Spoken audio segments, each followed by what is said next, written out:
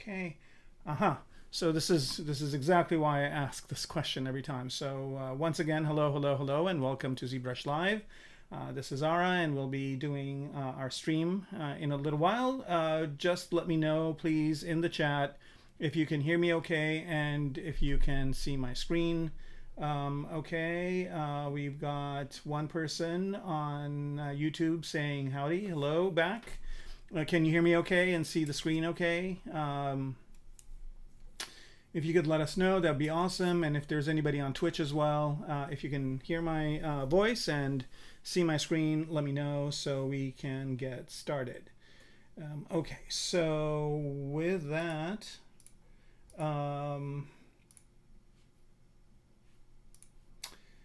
yeah, let me know. Okay, everything's good on YouTube. Okay, great. And if I can get somebody from Twitch to chime in, that'd be great. In the meantime, like, subscribe, leave a comment, do all the YouTube things, I mean the internet things. And if you have questions, ask them during the stream in the chat, and I will answer them for you. And they could be any ZBrush questions and or questions regarding what I'm working on. And if you are watching this after the fact, which a lot of you do, you can leave your questions in the comments, and hopefully somebody will get back to you. All right, so with that, if again you could let me know, somebody from Twitch, if you could let me know that you can hear me okay, we can go ahead and get started on our model. Unfortunately, I did have a little bit of time to work on this, but I've been working on other projects and didn't really spend that much time on it. What is going on here? Let's see. Yeah, if somebody could just let me know, that would be awesome. On is there a dialog box that's open? I don't think so. All right. Oh, here we go. Okay. That was strange. Yeah, if somebody from Twitch can let me know if you can hear me and see my screen okay, we can go ahead and get started. So I basically did a little bit of work on the boots. Kind of am liking them a little bit more. And I'll probably finish these off today. And then I don't know why I hid them. Let me bring them up. But I want to do a little bit of work on these greaves over here. These guys right here. Where are you? These guys, and not much, just a little bit of detailing on these. And then... okay, good. So we've got King Clog on Twitch says sounds and looks great. That's great. Thank you. So yeah, we're just going to go ahead and finish up a little bit more detailing and UVing today, and then we'll get into texturing. I did work a little bit with ZTexturator, so I'm a little bit more familiar with it. It still has a bunch of mysteries and a little bit of dependability issues, but I think I've figured out a way to kind of circumnavigate it. And so, yeah. All right. So with that, since everything is good, let's go ahead and get started. I don't know if this is what I want to start with, or if I just want to go down the list here. So I've got in the visibility up here, I've got V8 to be the one that has all the parts that are UV'd, right? So all the parts that are UV'd are visible. And there are some parts that have not been UV'd yet, like this one over here, which is a piece I added for the belt. So let's go ahead and do it. Again, I don't really need to belabor this guy too much. Let's kind of define some of these edges. It's going to be pretty small. Is this dynamic? No. How detailed is it? Okay, so, all right, so for something like this, and it looks like it does have some thickness. All right, so let's see if I can kind of soften these crisper edges, see if I can get something better with this. Now, bring up the whole thing so I can see it in context, and I don't really need the wireframe for it. So deformation, and let's give it a polish of maybe 6. I don't know if that did anything. It did a little bit. I'm trying to make these edges a little bit softer, just these kind of edges that are in the back, and not that they'll be visible or anything like that. And does this have a thing of dynamic subdivision? No. Is it subdivided? No. Let's kind of... All right. So what I'm going to do here is I'm going to go ahead and zero mesh this. I don't know why it's so dense. Let's zero mesh it a few times. There's 1, 2, 3, 4. Okay. I think this is kind of as good as the fidelity as it's going to get. Let me actually do this. I'm going to make a copy of it so I can get the sculpting details. So I'm just going to go ahead and duplicate it. All right, so I've got a copy, and then this is the one I will go ahead and zero mesh down. And I think something like this is good enough right here. Maybe one more. No, I think this is good. All right, so with that, what I'll do is subdivide it a few times. And then let's go to V2 here and bring these two up and solo it. Okay, I don't need this one, but I need this one. And for this one that I just did the thing with, I'm just going to go ahead and project it. So I get some of the details that I had. There we go. Let me do one more. And I got three subdivisions on this thing. It's fine. And then the old one I don't really need anymore. Sometimes I keep these, but this time I'm just going to get rid of it. Okay, so this is the one I have. And this is the one I will kind of start refining. Okay, so I do have an inside part here, it looks like, but I think the zero meshing did a little bit of what I wanted to do, but I still have some rough edges, but I don't think it matters. It's a pretty small piece. So I just want to make sure that this part right here, which is kind of a belt buckle kind of thing, has a little bit more detail.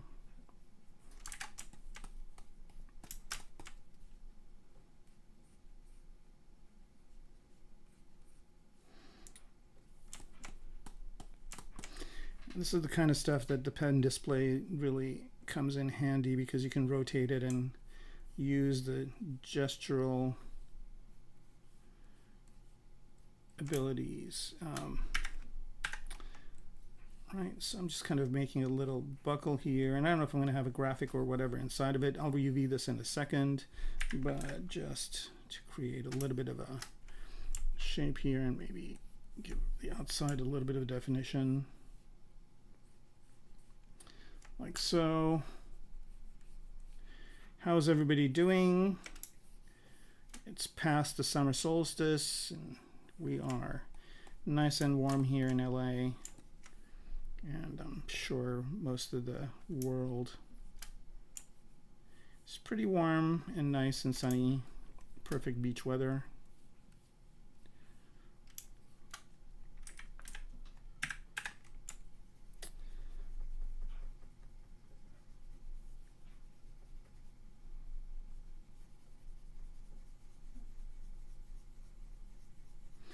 Here I'm just using H-polish to create kind of a surface that's flush.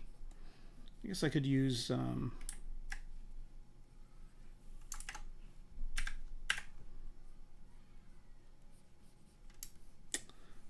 in a bit. I might need one more subdivision level. I got 3. Let's do one more. Why not?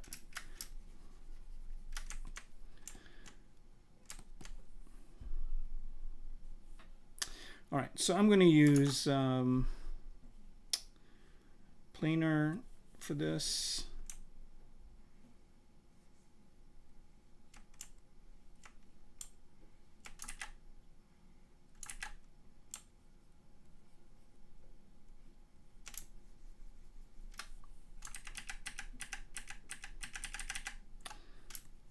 I just need to straighten this out first.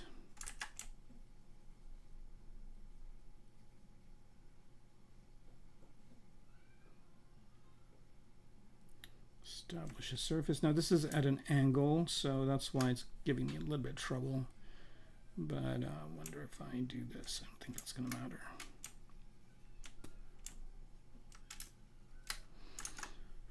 All right, let's do trim normal.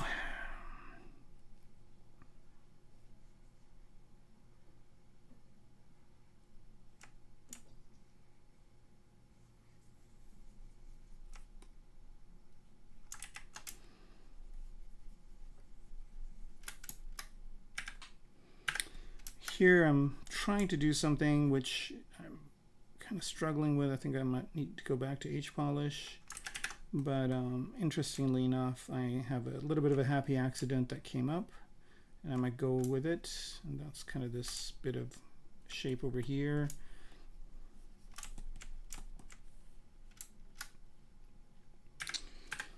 And let's see.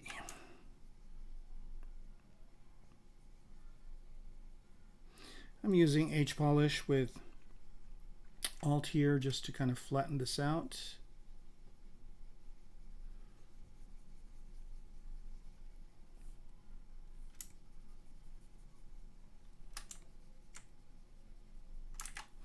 I'm going to mask this part here. I'm going to use my stronger mask. And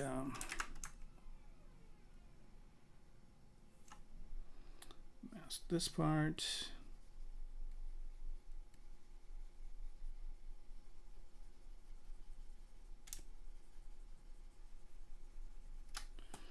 Like so. And I want to just create a straight line on the bottom.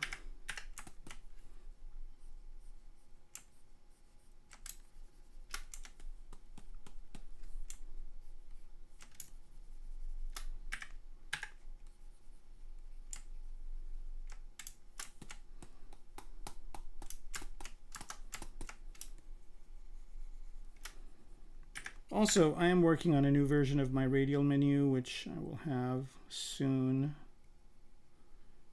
to show you folks.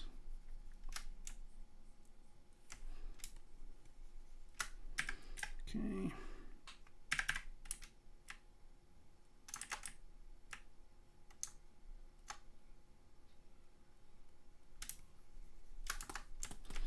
All right, that's good enough. And then let's flatten the tops of these guys. There we go. Now the only thing I'm not liking are these corners here, so I am going to use, let's see if this works, clip rectangle. Yep, so that straightened that out. Oops. And then I'm going to do another one like this. So what I'm doing here is I'm just using clip rectangle, and then I'm just kind of deciding the shape that I want and then inverting it with the Alt key and getting nice crisp edges. Now,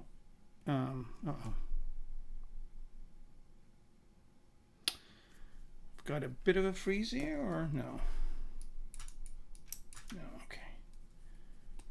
All right, I've got the thing that happens sometimes with the... Yeah, I just need to do something real quick here to get this going again.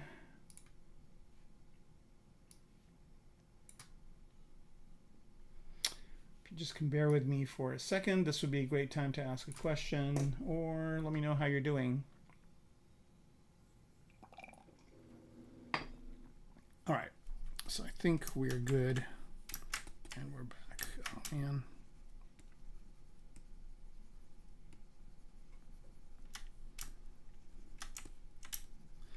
Yeah, I've got a it's weird. Every time this happens, what happens is that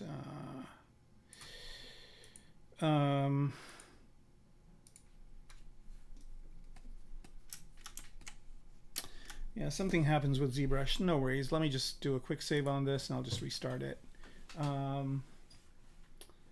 All right, so Colin is asking me what I'm making, and as soon as the save is done, I'll show you, and then I'll just have to restart ZBrush.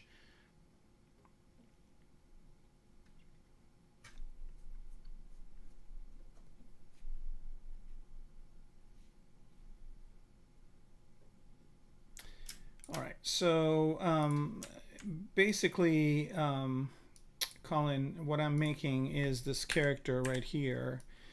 Which is a character, you know, could be for a video game or a movie or whatever, and he's kind of like a, you know, it's kind of cybernetic in a way, but his skeleton is inside of here, so and his mind is somehow transferred electronically into this helmet.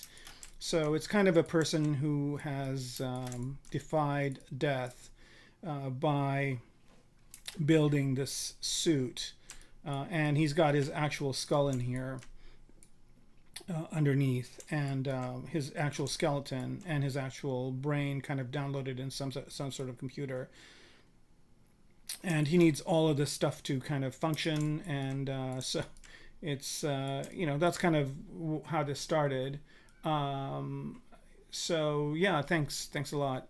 Appreciate it. And we're getting pretty close here to having him not be a gray sculpt and actually have the coloring and whatnot. Okay, so with this, I just quick saved it. So I'm just going to close ZBrush and restart it, just because this issue happens every once in a while, and I'm talking with support, trying to, and it's not a ZBrush issue, by the way, I should mention that.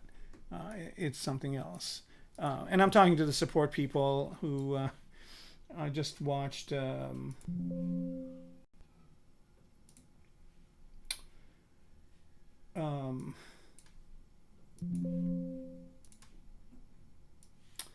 right, I just need to resize this and do a couple of things. I was just watching Julio Torres's new show on HBO, and it's called Valued Customer, and it was really good. And I think I'm getting one of the tech support people from that show, and just giving me the, you know, we only have strawberry, vanilla, and chocolate kind of answer, which has become the thing nowadays. It's like, you know, there are very few companies where I call support and get what I need.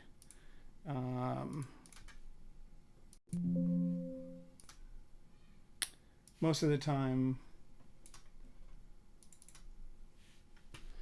it's nope, that's not what I wanted to do. Oh well.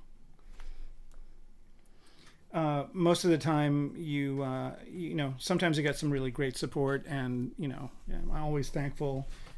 And when I do get good support, I'm always very vocal about it, because I want those people to do well. But on the flip side, so this was the last one I saved. No. On the flip side of that, you know, if they are providing good support, then they get promoted, and then, you know, then they're not great support people anymore. All right, well, I just noticed something while I'm doing this work, that belt part that I was working on, only part of it, like this thing over here, only part of it is showing up, so maybe I don't need to spend this much time on it. All right, so before doing that, I just need to do a couple more things here. No, document double, draw it out, TF. Here we go. Yeah, and see what else is happening is this over here, which I don't know why, but this would be a good opportunity for me to tell you how to get rid of a situation like this. So what's happening here is as I'm sculpting and pushing this in, it kind of is clashing with what's behind it. So that's why you kind of see the wireframes crossing here. So the best way to fix this is just use the inflate brush. Actually go to the lowest subdivision level before you do any of this. Go all the way down here and then use the first smooth it a bit like this, and use the inflate brush to just inflate the back out. I mean, I could turn a back face mask on, but I'm not going to, just because it's not that big of a deal. All right, so there it is, and let me just smooth this out a little bit and then go up in subdivision level, and the problem is solved. Let's go ahead and see what geometry looks like. It looks like when I used the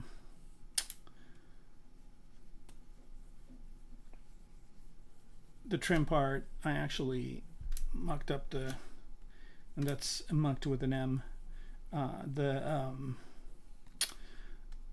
geometry a little bit, but easily fixed. I kind of like this rounded shape a little bit better than what I had before.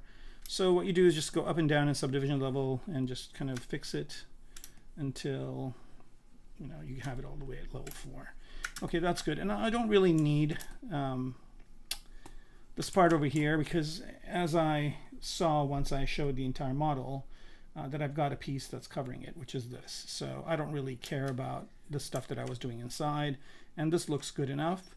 So with this one, I don't know if I should UV it or not. Maybe I will, but maybe it'll just be like a chrome piece. Well, I mean, it does have polygroups and everything, so why not UV it? It's right here. There it is. And I don't really need the inside part of this. So I'm just going to invert that, and how does it look? No, I'll keep it. Why not? Doesn't matter. Go to the lowest subdivision level, go to the plugin, UV Master, unwrap it. It should take a very short period of time. It's using the polygroups and symmetry, and that's fine. Go all the way up again, and we're done with that. So I also want to turn it as done over here. And then let's move on to this piece right here. Solo that out. Okay, and all right, so this has a little bit of, you know, I don't really need that polygroup in the back, and I need to UV this thing as well. And I also need to create a low res version of it. So I'm going to duplicate it and zero mesh it a few times. Zero mesh it at half.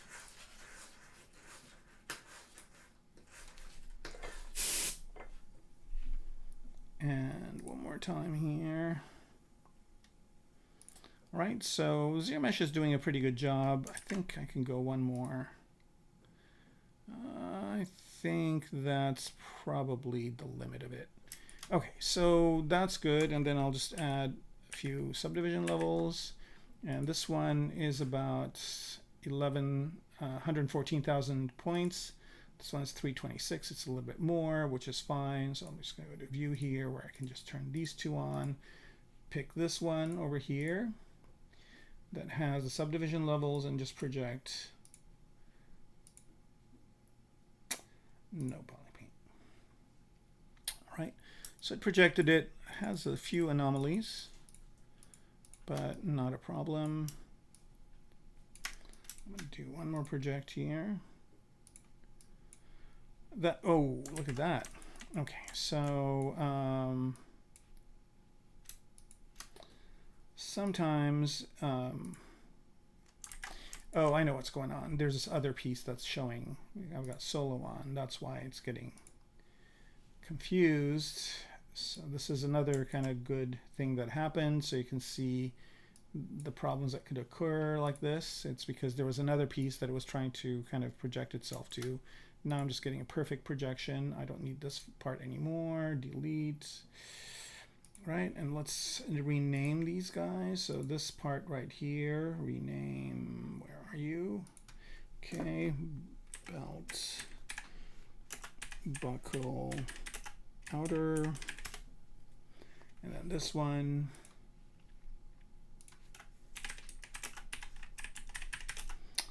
center. All right, so now that this has UVs, let's go ahead and take a look at it like this. Solo. All right, I mean, it doesn't have UVs, it just has good topology. So the best way to UV this, I just want one piece in the front to kind of, that's the most important part. The back doesn't really matter. So I'm going to go ahead and use ZBrush and click on this, polygroup and polygroup in front. Let's try that, see what happens. Okay.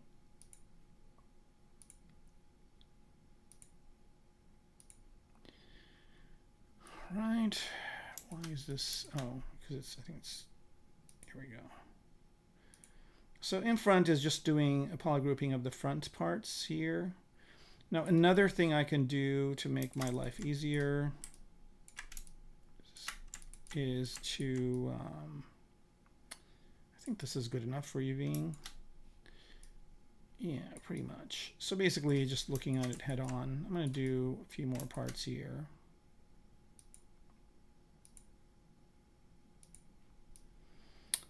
All right, that's good. All right, so let's unwrap it and let's go ahead and add all the subdivision levels in. And also what I'm going to do at this point is just put a texture on it just to see what I'm getting.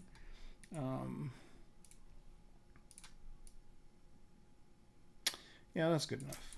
All right, perfect, done. Done with that. So let's go ahead and add it to our UV list. V8. Yep, it's there. All right, this one I don't really need to UV. It's in the back. I probably can just assign one material to it or a color to it. Okay, that's fine. What about this one? Same thing. I don't need UVs. Don't need UVs. This guy, I don't know. It has 4 subdivision levels. Let me bring it down to 1. Yeah, I'm going to do this one too. So I'm going to solo it out. Same story. Do the front here. And I'm just kind of, it's mirroring it on the other side. It's weird that it's deciding to do that. Also, I'm going to turn do nothing for edge and do nothing for point so I don't keep getting that error. Here we go.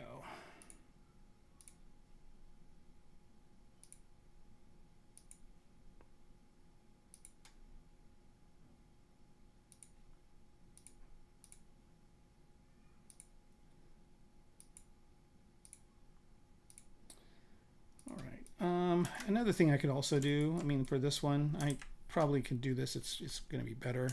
I'll just say polygroup, polyloop, and just do this part right here. Actually, go all the way back. Here we go. Oh, really? I guess not. I guess it doesn't go all the way around. That's not good. Okay. Then I have another trick up my sleeve, and that is to do select lasso and select this like that. And let's grow it, Control-Shift-X.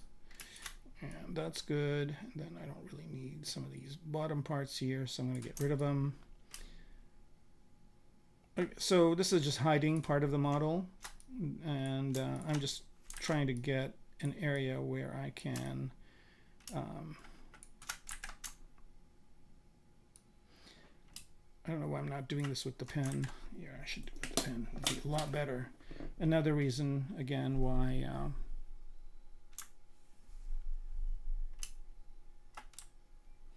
having a pen display really helps. Okay, that's good. I'm just going to polygroup this as one group, and there's that. Unwrap.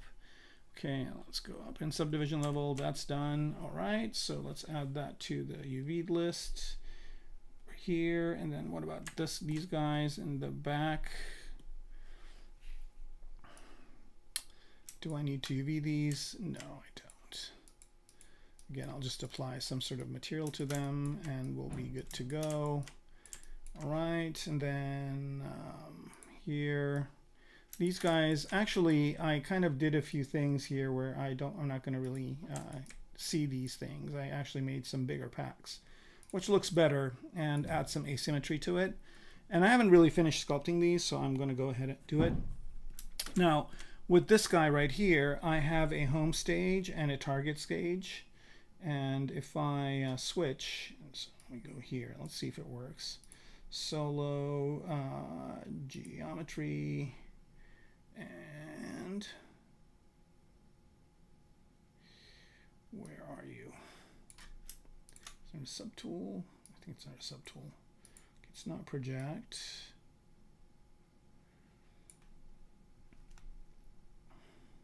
Stager, here we go. Okay, so I have a home stage and target. No, I guess I didn't do it right. All right, so this is the target stage, and then turn symmetry off here, and let's do this and home. Okay, so I'm here. I'm just kind of putting it in the center of the model, and this is the home stage. Let's see if this works now. Well, it's not giving me the option to do it. Why not? Okay, that's weird. All right, set the target stage, and then let me try this one more time. Home stage. Okay, and then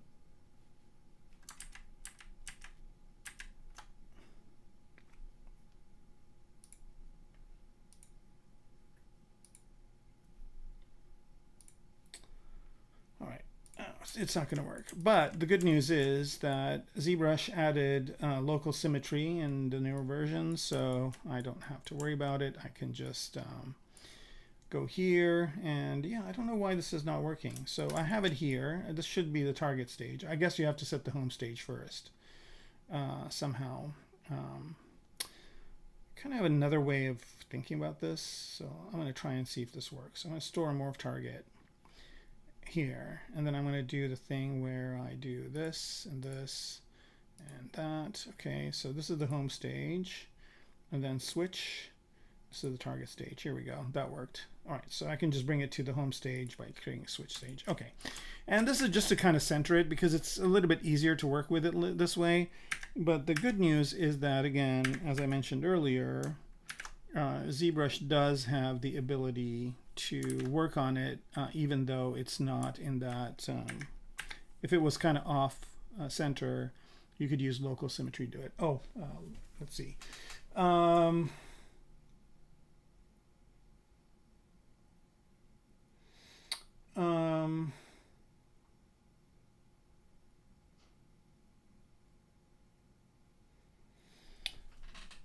ZBrush caps, yeah, you can go to the Maxon merch store, and they have a whole bunch of stuff. They have caps. I don't know if they have the gray one. I think this is a one of a kind. I think I don't know how this became a thing, because when I started streaming, they sent me a little care kit, which was really kind of them and super nice. This was I swear, I'm kind of starting to build a wardrobe of Maxon clothing. Just because every time, you know, there's an event or something that I'm at, they send me a nice T-shirt. I got a really cool one for Monsterpalooza, which I don't know if it's available to the public, but it's a really, really cool monster shirt. And I was gonna wear it, but it's in the laundry, so I didn't wear it. But yeah, they have caps. They have all sorts of fun stuff.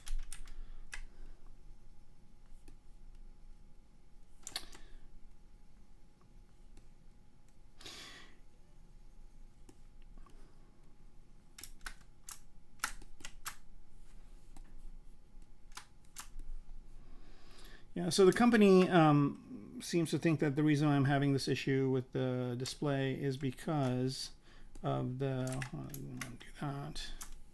is because of a hub that I'm using, and so that could be the case. So I gotta figure out a way to rewire everything. It's a USB hub, so I gotta figure out a way to rewire it. Problem is I've got a standing table, and so I need a longer wire for it. I have to figure all that out. I don't know why. Maybe lower the intensity here a bit.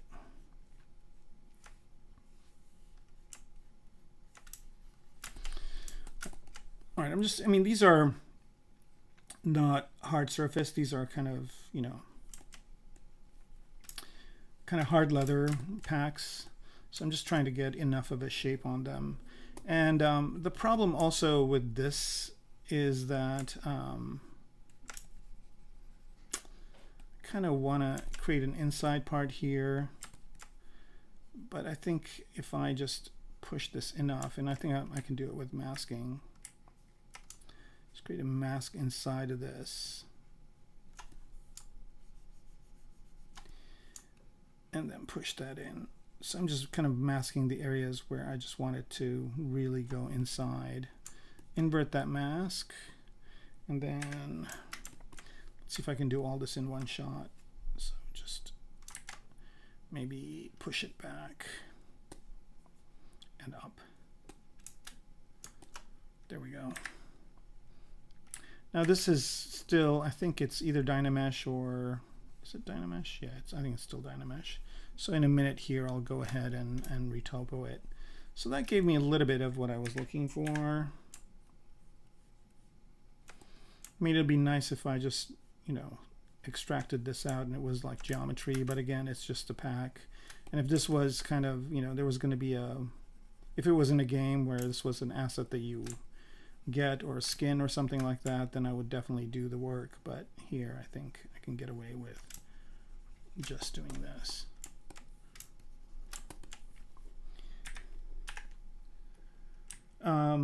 Kevin, thank you very much. I appreciate it.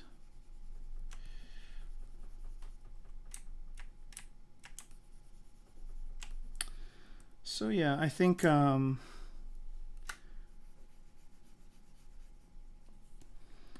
maybe I'm going to do my own personal stream starting next Friday. So I'll advertise it on my socials and all that. But yeah, I have plans to do that. Okay, another thing I want to do here is, I guess I could do it by mask by cavity. One thing I should have done is when I did that mask and pushed it in, I should have created a polygroup for it. I didn't, but that's fine. I can just go in here and mask by cavity and mask by cavity. Okay, and it did all the inside parts, but it did some outside parts as well. Not a problem. Easy to just unmask those parts.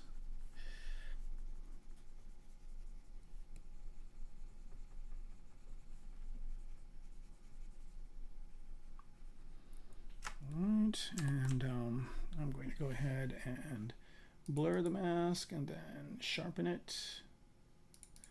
Okay, and I don't need any masking down here at all the way up to here. I don't need any masking, no masking over here as well. And I don't need this mask. Oops. Need this part masked.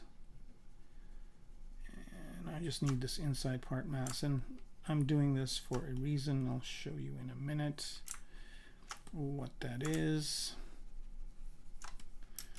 All right, so here I'm just going to polygroup the masked areas. So polygroups, group masked. Where are you? Group mask, clear mask. Okay, so now if I look at this, the inside part has its own polygroup. And I just want to make sure that that's just the inside part. It is. Okay, good. And I could, oops, I could get rid of that if I wanted to, but I mean, just delete it and then move the geometry in. But I think I'm just going to leave it. And the reason why I did that is so I can, you know, embellish it further if I need to. Okay, so let me just kind of figure out these corners here.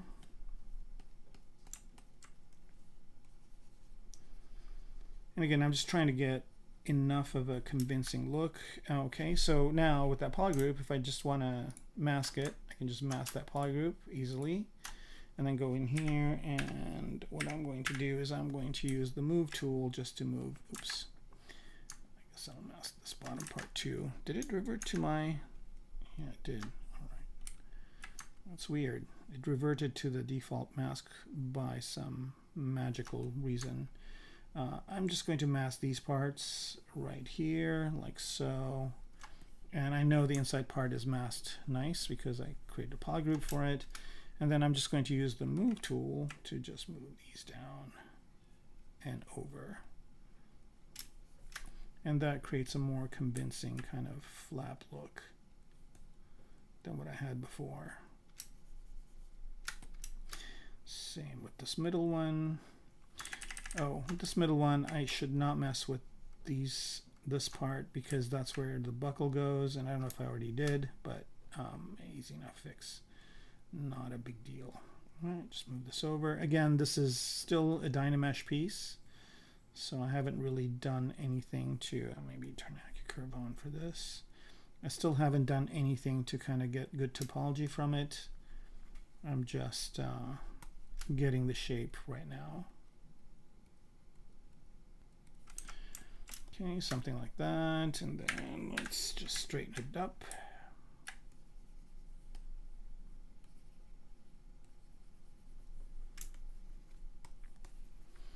Right, and I want to sharpen these edges a bit like this. And yeah, here we go.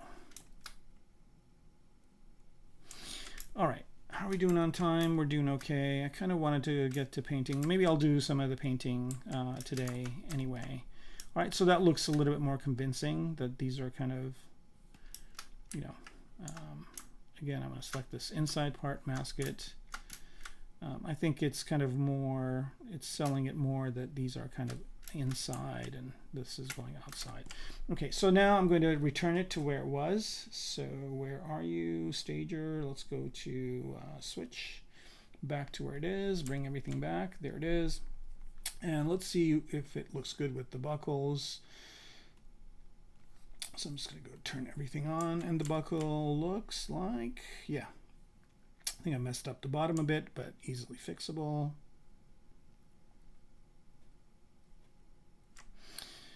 Okay, there we go. Kind of should show you guys how I made these little buckles. It's pretty cool method. Hell, why not? Okay, so it's an alpha that I need to import first. Kevin, I'll answer your question in just a minute.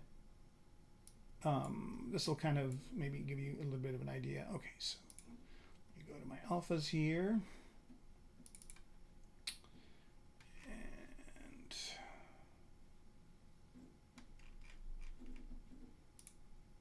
I'm like, why isn't it showing up? It's not sorted by name. Okay, and prime alpha. I'm just going to use one from Chaos Masons, and I'll show you how it works. So I'll just load the alpha. I wanted to make a buckle, and I mean, I could buy them as well, but I just want to make one. So I use this alpha right here. So one of the cool things about ZBrush is you can take an alpha and you can make a mesh from it, right? So here's the alpha. I'm just going to go to the alpha menu, make sure it's selected, and then go to make 3D, you know, MRes, mesh resolution. Let's bump that up to 256, and the depth 25. Yeah, let's try it and let's go with that. Double-sided, yes, make 3D, and now it just creates a new tool, and here's a buckle right there. And of course, maybe it's too thick. I could have made that 25 a little bit less, but I'll just do this to it, right? So I just started with something like this, right? So instead of having that alpha to draw out, I actually have a three-dimensional object, and then I can just zero mesh this and whatever. So basically, this is what I did with this piece right here, these buckles.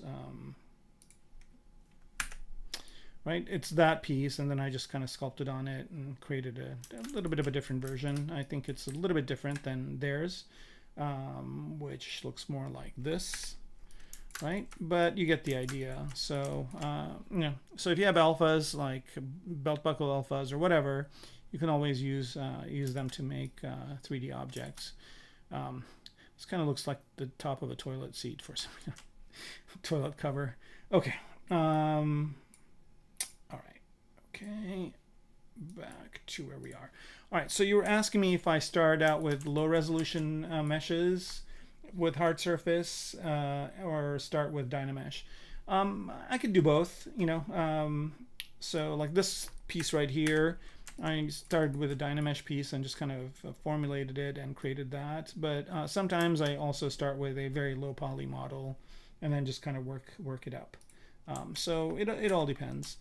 All right, so for this one, I'm going to go back to its home stage and let's go ahead and create some UVs and whatnot with it. Oops, I'll solo it out. All right, so what I'm going to do with this guy to UV it is I'm just going to see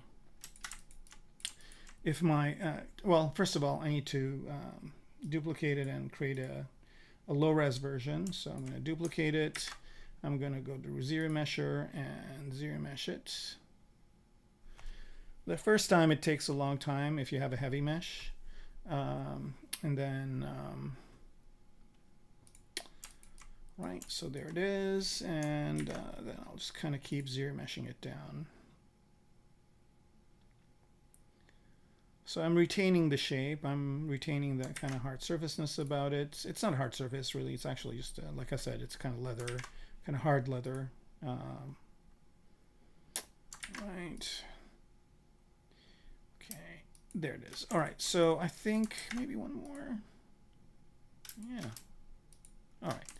So this is kind of the low-res version. And then what I'm going to do is I'm going to figure out a way to ZRemesh this. So I'm going to go ahead and select this and mask it so I don't mess with it. And then I'm going to use that same technique. Let me go ahead and I'm going to use that same technique of polygroup front. Let's do polygroup in front. Okay, so I don't know why it just, I wonder if there's a different way. Polygroup in front. Group border front facing front island. Let's see if this works. Here we go. Yep, there it is. That's what I needed to do. All right, so that's good enough, more or less, but I'd like to do these parts as well. So I'm just going to polygroup a single poly and just connect these up. And let me see if I could do it this way too. This is another way of doing it. So I don't want that. Let's go back to select, right? So this is another way of doing it. So the way I did it works, but maybe this, no, this will take into consideration the other part too. All right, so polygroup island, do this guy, and do this inside. I don't need too many groups. I just need maybe 3 here.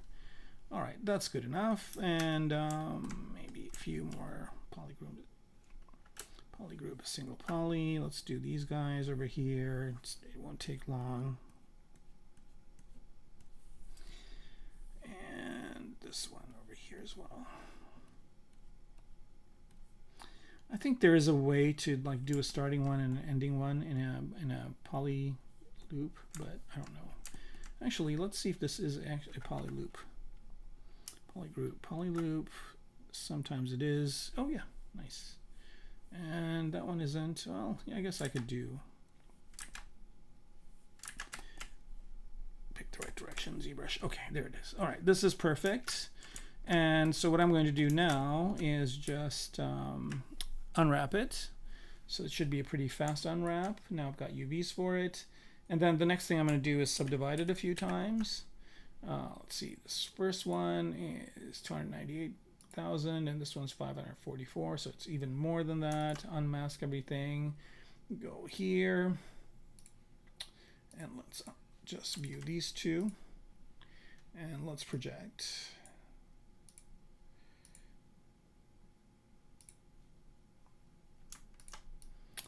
All right, so now we've got UVs and we have kind of the detail. I don't know if I need all these maybe I could get away with 3. Let's see. 3, 4. Yeah, I think I can get away with 3. So let's delete the higher. And let's go ahead and put a texture on here just to see what it looks like. Now the only thing I'm kind of worried about is whether I messed with the home and target stage. I mean, it's not that big of a problem, but it looks like it's good. The front looks, there's a little bit of warping over here. Let's see what that UV looks like.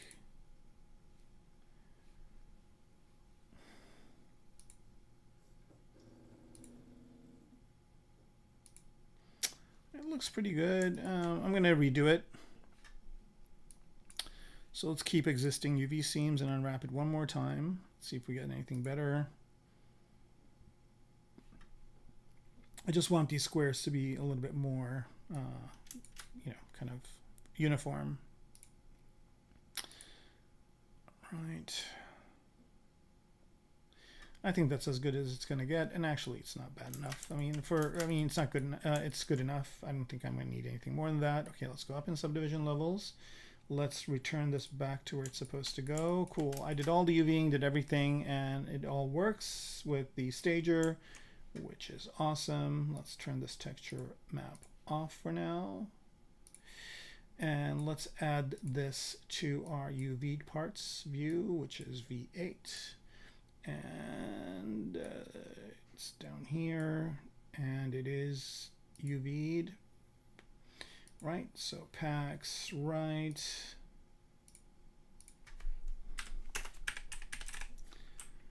Sometimes I underline, sometimes I don't. I don't need to underline in ZBrush. It works with spaces, which is awesome. And then I don't really need this older one, so I'm just going to delete it. Okay, and I've got this one. And what's cool is that the duplicated tool does inherit the stager information. Okay, so there's that piece, and we're good with that. Let's move on to this one, which is another pack. And with this one, I got to do the same thing. I don't really need to sculpt on it. I think it's good enough. So I don't really need to do the stager thing or anything like that. Here we go, solo. And what I need to do is duplicate it again and ZRemesh it. Right, again, the first one takes a long time. I should save after I'm done with this because I did a lot of work and have not saved yet.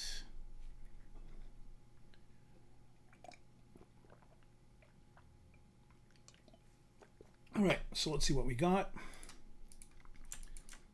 I do have polygroups on the sky, so I'm just going to group it as one thing and ZRemesh it again. Notice that each ZRemesh takes less time because there's less polygons to deal with. And I've got a pretty high poly version of this up here. Okay, here we go. And one more time.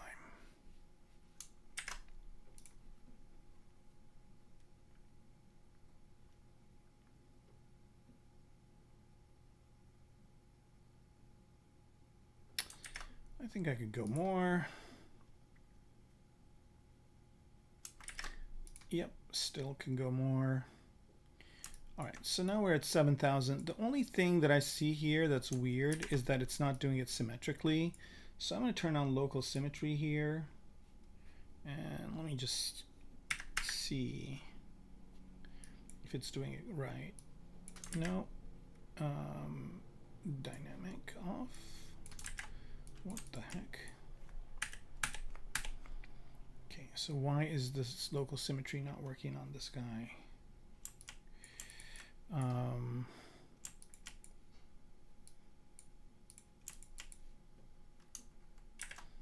Oh, it helps if symmetry was on. Okay, so let's go to dynamic. This should work now. What is the problem? Okay, so I'm getting symmetry, dynamic. No, how about not local? No. Okay. All right, so I don't know why this is happening, but I'm going to use the same trick. I'm going to store a morph target, and I'm going to say that this is the target stage. Oh, no. I'm going to store a morph target. It's there. And then I'm going to go here. Oh.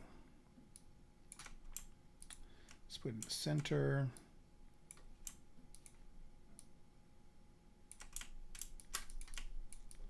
Getting this in the right place is going to be key.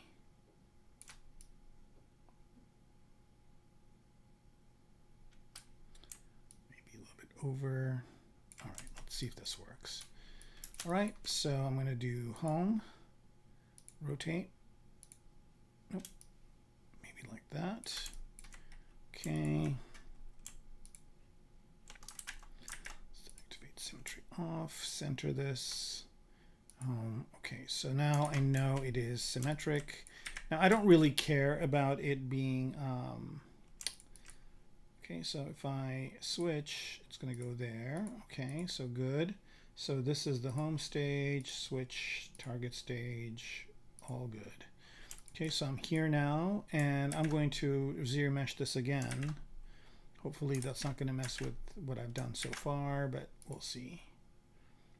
Nope. Okay, let's turn symmetry on, and let's ZBrush it so that we do get a symmetric piece. Okay, that's much better. And then let's switch. Oh, how about that? Switching over to the other side. So that did not work.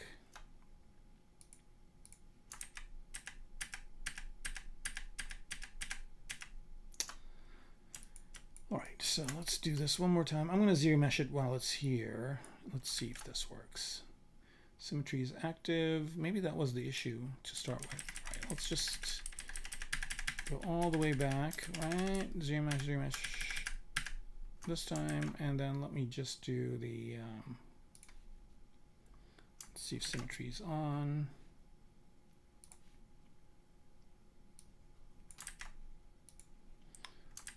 Okay, so what's the story? Why is symmetry not working with this object? Okay.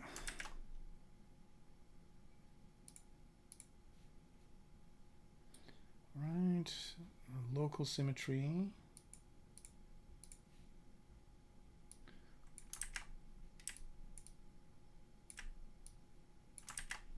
Is there a morph target? There's no hard targets to use or anything like that. I don't, yeah, this is really, really strange. Okay. It doesn't really matter at this point. I'm just being nitpicky, but let me go ahead and ZBrush this one more time.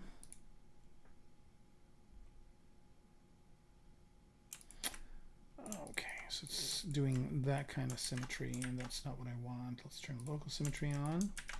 ZBrush it. And that's not what I want either. Let's turn dynamic on and ZBrush it. No.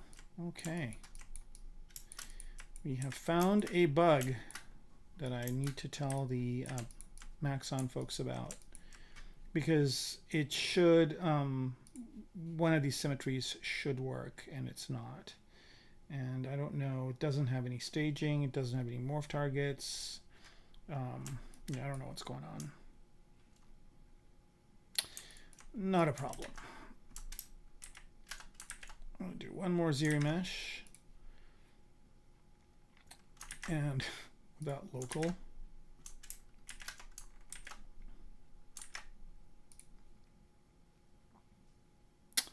And I just have to live with the fact that it's not symmetrical. I mean, it's symmetrical enough, I guess. I don't know. And I don't need two of these, I just need one.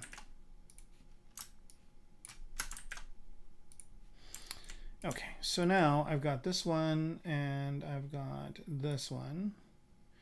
And what I want to do is I want to get the details of this onto the other. So this turn on, this turn on, this turn on. This is the one I want.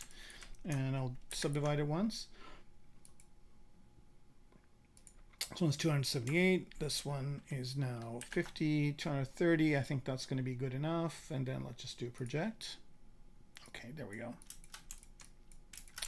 And this much detail is good enough. I think this is pretty similar. Like if I switch between these two, I've got cleaner geometry, everything is good, so this one can get deleted. I don't need it anymore. And then this one over here, rename, pack, front, left. And I should name these based on the guy, not based on what I'm seeing. So I'm going to redo that. Rename. Now the thing with ZBrush is you can have two subtools have the same name. See, these both have the same name, and that causes problems. You can fix that with Subtool Master has a way to fix it. Just go and rename all the stuff so that there's no two items that are the same. Okay, so let me unsolo these guys and see what they look like. Okay, that's good. Awesome. Yep. All right. So one last thing I got to do is I got to UV this guy. Let's solo it out. All right, so we're at 8 o'clock, and I'm just going to, I'll do some of this other stuff that I'm doing. Later, I want to do a little bit of texturing because it really kind of brings out the stuff in the character. So here, I'll do this, group it, and then that, and then let's go all the way down to this level of subdivision. That's good enough. And I wonder if I can get away with doing the whole thing. Let's see if I can. So what I'm trying to do is I'm trying to, not you, I'm trying to get this whole front part to be one polygroup like this. And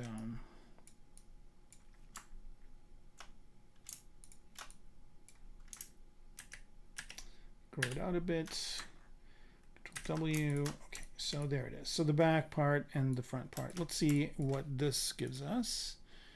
Okay, and let's morph it, see what we get. Oh yeah, that works. And then let's see what a texture looks like on it. Bam. Oh yeah. I mean, they're evenly spaced and everything. I could rotate it. I mean, there probably should be a little bit of cleanup that I do with the UVs and grouping and all that. And I can do that. Rism just came out with a new version. I can go into Rism and do those at some point, but right now I'm good. Okay, so there's this guy here. Let's just go ahead and add it to our UV list. UV'd, UV'd. These buckles don't need to be UV'd. They're just going to be a material. And this thing in the back, do they need to be UV'd? Let's see. Well, I think that should be, let me see it individually. I don't think I need all these rings here, so.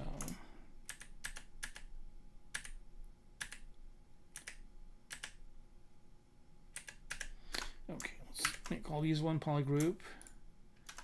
It's 2 polygroups, and then let's just unwrap them. I mean, it's a lot of geometry, 23,000 at the lowest subdivision level, but they have UVs now, so, you know, no problem. Okay, so, all right, so we did all these, and now is a great time to drop a save.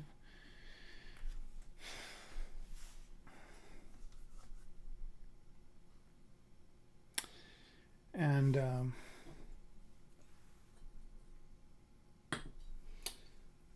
out the teacups.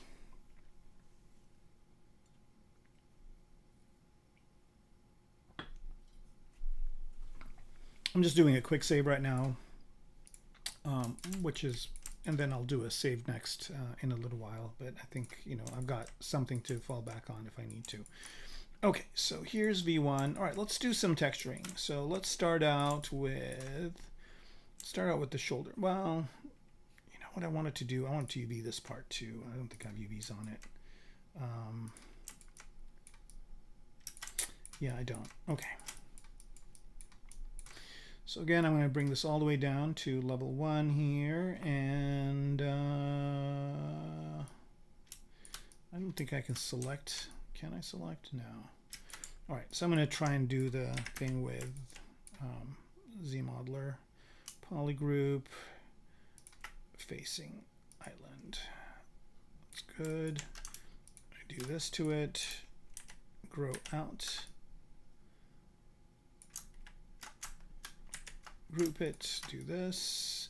Now these colors look very similar, so what I want to do here is change it to a color that's a little bit different so I can just see what's going on here. Okay, I think I could go a little bit more.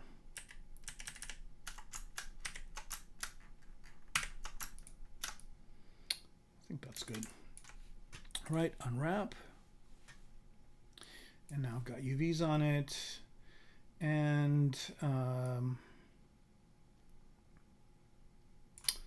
just add it to the UV items list.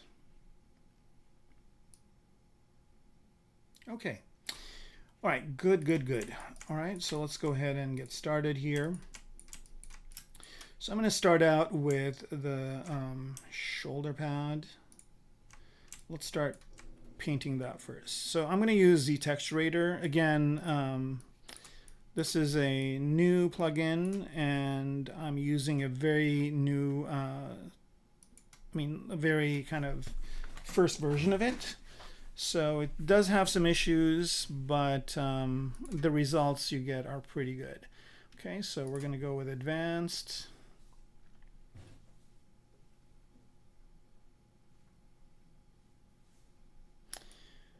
Okay, and it changes the UI back to, its own version, its own UI, which is fine. And I'm just going to go to library here, and I already played around and created my own materials here, but I'm going to go ahead and just start with one so you guys know how to do it.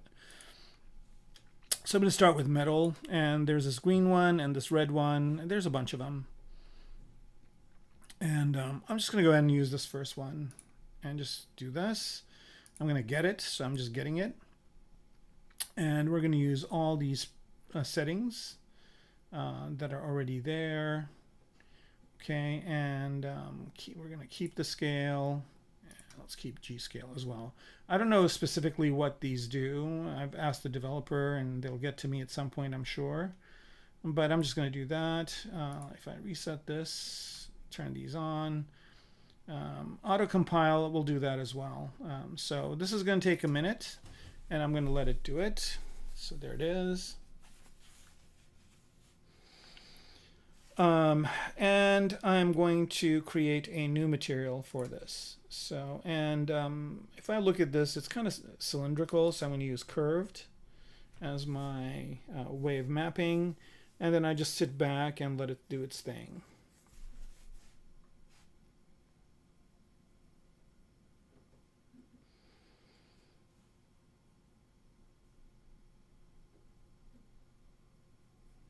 Okay, so it's compiling it now, which basically means it's baking it. And it's going to bake it as poly paint. Now this is the thing where I said I probably should use the UV packing tool to pack all these together. Okay, so there it is, right? So now it's painted. Of course, this is not what I want, but I can paint on it. So here I'm just going to go ahead and load my paintbrush. I guess I could just do paint D. Do I have that here? Oh, yeah, I don't have my own menu, so I have to go back to the ZBrush menu. I'll just use AK Paint. Let's see if that works. And then I just pick this green color, for example.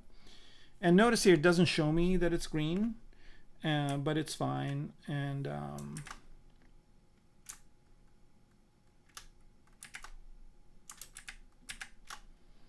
okay, so now it basically, the rest of the model takes on that material, which is fine. And now I'm painting this, and let me make the brush size a bit bigger. And also, I'm going to use a spray. I'm going to go ahead and change the color to be 0 change in color. And let's pick an alpha, something noisy. I'm just going to go and import one. And this is a good time to kind of have maybe some Photoshop type alphas that you have. Actually, you know what? I'm going to see if there are ones in here that'll work. Yeah, here we go. Leathery, scaly alphas. Yeah, this is going to take forever.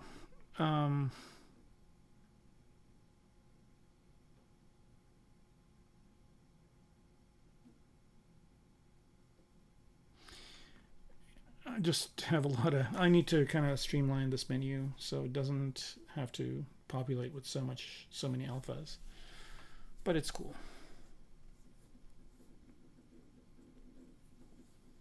All right, so let's pick this one. Maybe there'll be some here that are good. Yeah, let's do this one. Okay. All right, and then the other thing also is I'm just going to use, now that I did all this work, I'm just going to use ZBrush's, standard brush. SKB standard brush. And I'm just going to turn RGB on and Z add off. Okay, and then I'm just going to go ahead and do the same things I did earlier. Pick my alpha, go to spray, make sure that I have the color down to 0. Okay, so now I'm just going to pick this color and start painting, right? So you can see here that it's adding the kind of the edge damage automatically, right? So there's a transition that goes from one to the other. And these are the kinds of things that automatic weathering does, which I don't like, which it does these kind of really bold edge moves. And I don't know if you guys can see, but I'm actually building up the material as I'm painting it, right? So it's building up the first material and then the other one. And what's really cool is if I pick this material, for example, I go the opposite way of kind of chipping away at it. And it's adding displacement as well.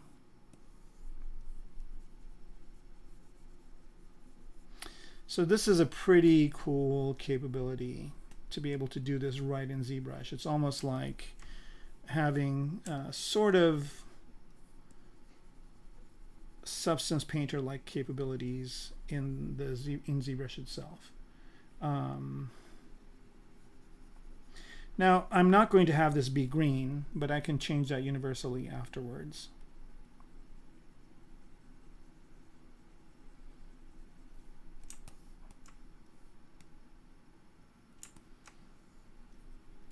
Now, I don't know why it chose to make this entire cavity. And again, when weathering, I mean, a lot of things that you see in games now are automatically done, and they don't look as good. And here I'm using symmetry, oops, which is not a good idea. So I'm going to turn that off. Again, I'm using my hotkeys, and of course they don't work because ZTexturator kind of sets things up in its own way, which is fine. I mean, for what we're getting, that's the least, you know,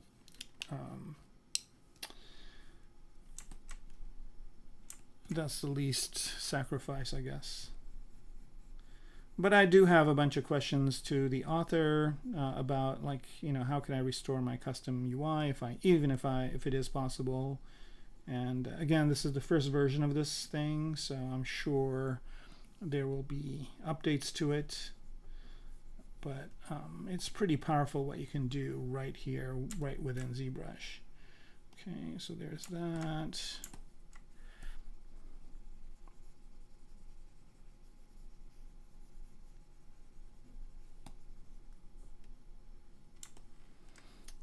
Let's pick this one.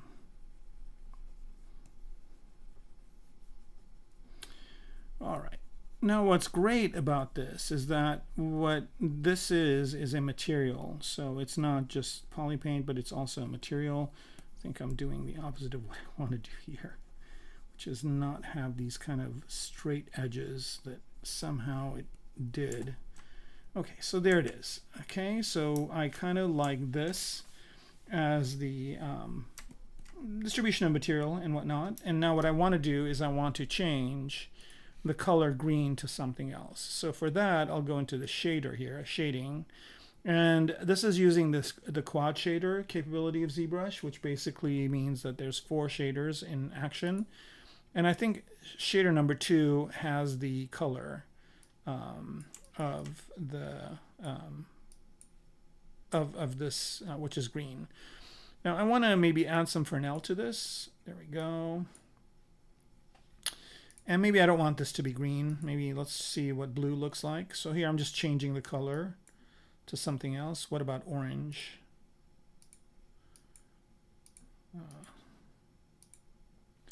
And again, if this was a game character, this would be a very recognizable thing that you can see from far away. You can kind of see, you know, like if this was on a team and that team had a color, if I changed the color of these shoulder pads, it would be a very easily distinguishable part.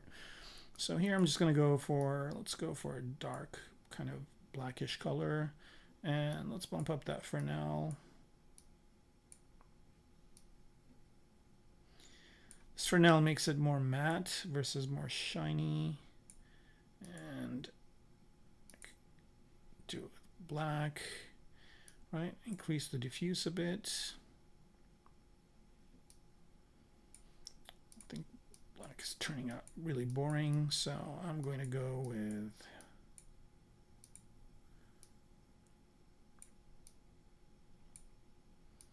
kind of a bluish greenish color. How about something like that? And you can see here that also there is there is a little bit of dents to this too, so it's not just color, it's also a little bit of surface alpha or surface degradation. And for that, I mean, I'm going to go, I can actually paint that in. So I'm just going to go choose this. And you can see here that when I'm hitting it with this, it's actually, you can see that there is, I don't know if it's visible to you guys, but you can see that it actually is creating a little bit of a relief on the surface. Okay. And when I paint with the other color, it's painting over it. Okay, so there it is. And of course, this could be rust or anything like that. Okay, so I like this material now, and I think I want to color other pieces on this model with this color. So then basically what I'll do here is I'll go back to my library and go to my custom. So these are all custom materials that you can add. And I'm going to click on this one and say add. So that's going to add that material over into here. So that's me to add a name. So this is dark gray.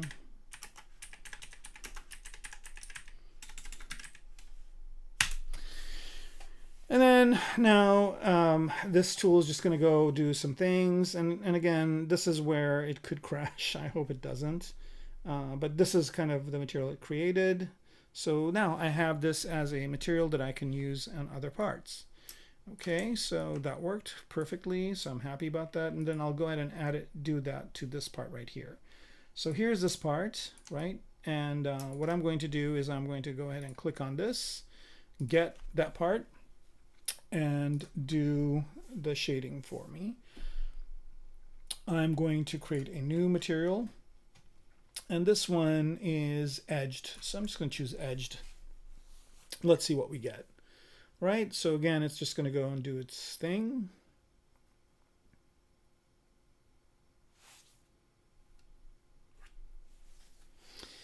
And the good news is that, like, yes, this is taking a long time, but hand painting it would take even more.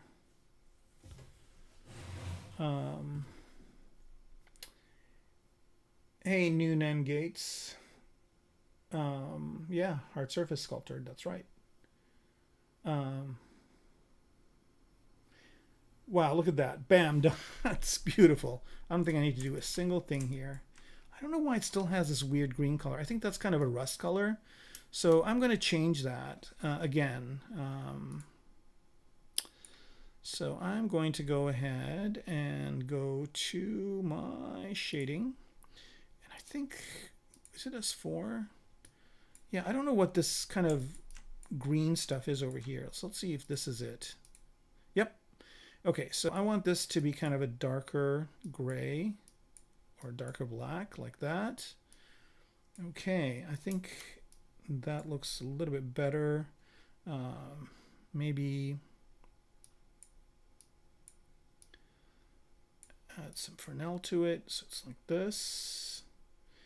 And let's see if I can go a little bit darker.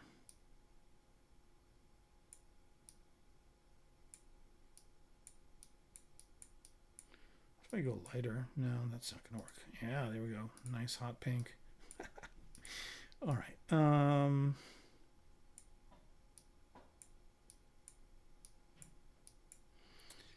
think if I add a little bit more color to it, it might be more interesting. Like something like that. Okay. That's good.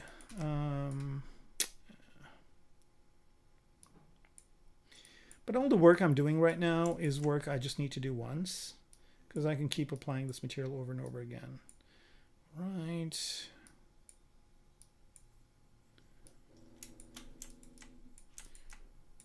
Now the thing is, it's really kind of distinguishable.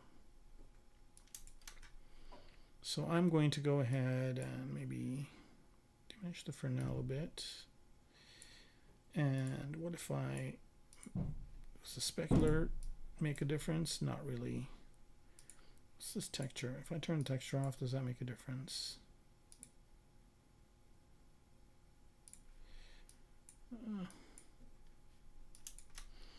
All right, so I'm going to go ahead and mess with the diffuse a little bit more.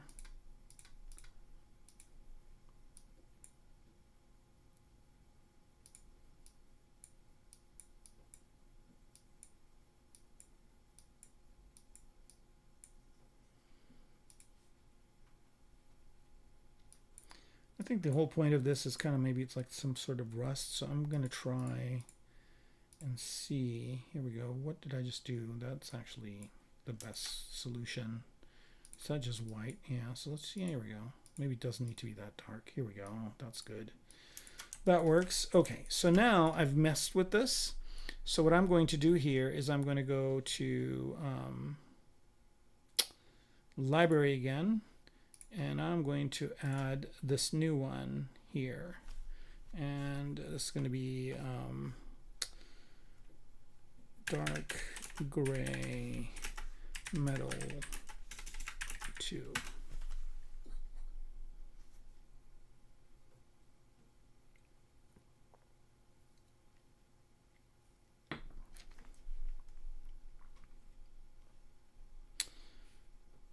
All right, so here again is the problem that happened to me earlier where it actually messed this up.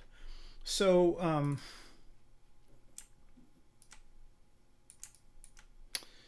yeah, I think after I added it, it's doing this weird thing where just adding these kind of things. So what I'm going to do here, let's see if this works. Again, cross your fingers. Is I'm going to exit this. Okay. Do I want to set to default? No. And done. So I'm back to my normal ZBrush. And notice that everything kind of transfers over. And what I'm going to do is I'm going to launch that plugin again.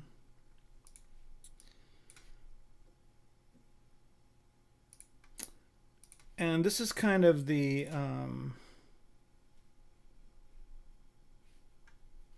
and that launched pretty fast this time. And let's see if the library is fixed. Yep. So, all right, that's the way to do it. So now what I want to do is this new one I created, I want to take these guys, right?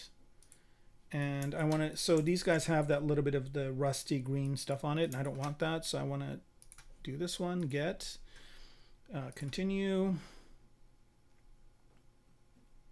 I mean, this one is cool. I probably can find a use for it, but this is exactly what I want.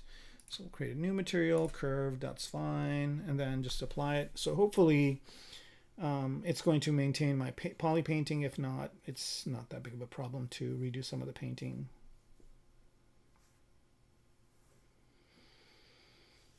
All right, it's auto-saving it for some reason, but that's okay.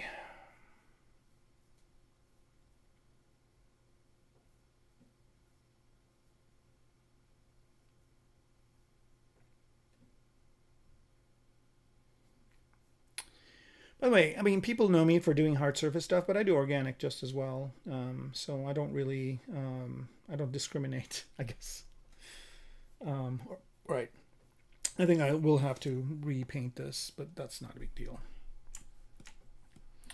All right, so I kind of redid it, but that's, again, not a big deal because it's very, very fast.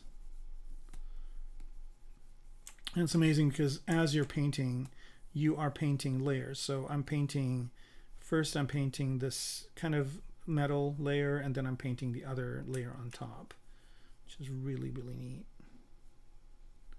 Okay, and then if I choose whatever is underneath, then I'm basically just peeling it away. So it's almost like I'm adding and removing the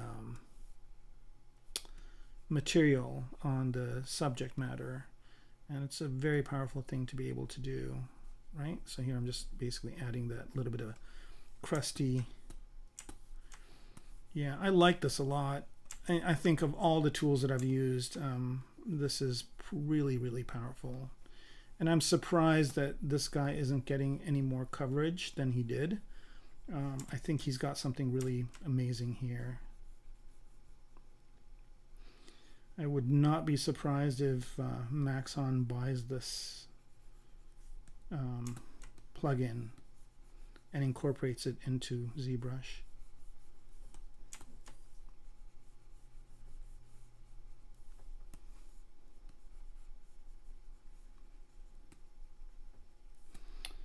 All right, so here we're just kind of creating a little bit more of a believable area, and I think hopefully I don't have symmetry on. I don't. Okay, good. So that's this side.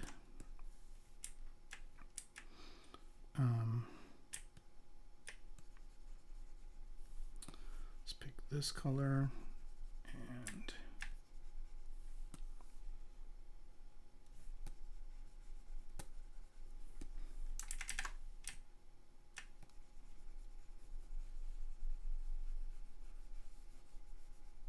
and what I don't know if you guys can see it also, but the way this is reacting to light is pretty cool, where there's like a little bit more shine on the inside part than the outside part.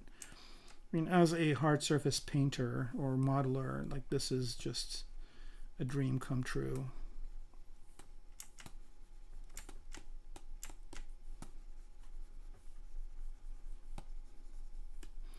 It would be neat if it kept my polypaint info. But again, it's all about compromises, and this is a very minimal compromise compared to what I'm getting. And this process is pretty fast, and also it makes it less kind of look like it's generated from a program and more realistic looking.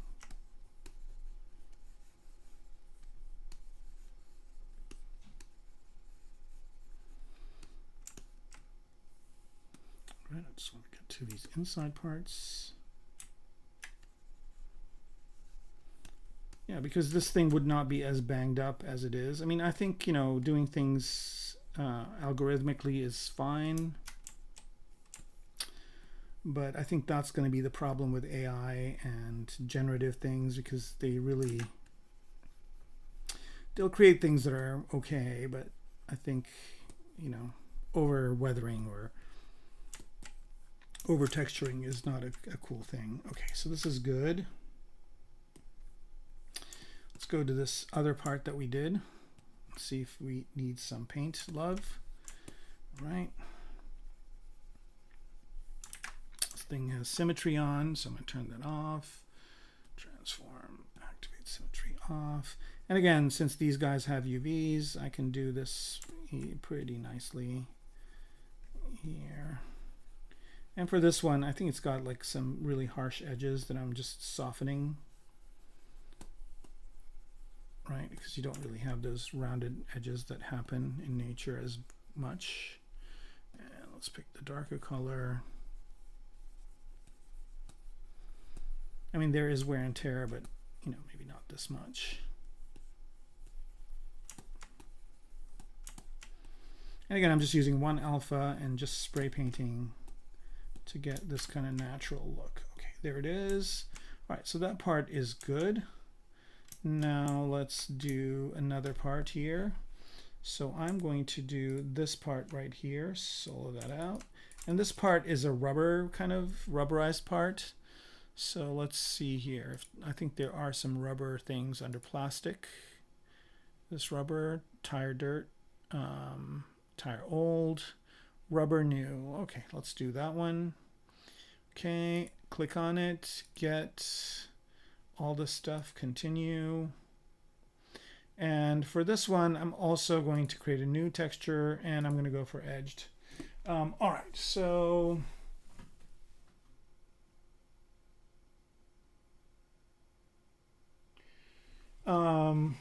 this is a third-party plugin, ZBrush. I can't pronounce your name. Maybe people wants to go to Substance Painter, Mari. Yeah, I mean, I've tried Mari. It's kind of a pain in the butt, but you can get some great results with it. And then I kind of got bored with Mari. I kind of gave it up. I think it's great for like, you know, super texturing like a movie thing or whatever, if you really need big 8K or more maps and whatnot. So I don't want to knock it, but it's kind of cumbersome. I like Substance Painter a lot. I don't have the newer version, but the older versions are great. I think I'm going to buy a version of it that's on Steam at some point. But I like being able to do this right in ZBrush, so I don't have to really kind of deal with, you know, exporting everything and then loading everything into another program and all that. Yeah, I don't. Yeah, I know what you mean. Okay, look at this. Done. Wow. All right. So I like this kind of, but I want the rubber to be darker. So I'm going to mess around with this. I don't really know if I want to paint anything on here. I think it's perfect the way it is. But I want this to be a little bit shinier and also a little bit darker. So here I'm going to go to S2 here. And let's go ahead and, okay, so this is the inside part. So this is another thing that's kind of a little bit confusing to me, is that I don't understand, like in this one, for some reason, S2 is the kind of the area where it's in the crevices. So that's good. But S1, is that the main color? Yes, so S1 is the main color. And I want that to be darker. So here I'm going pretty dark. It's not really making a difference.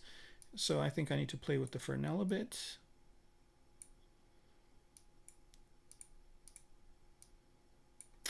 And maybe this isn't the right one. I don't know. What is it, S3? Here we go, yeah. So make that darker. So this is looking a little bit more rubber-like.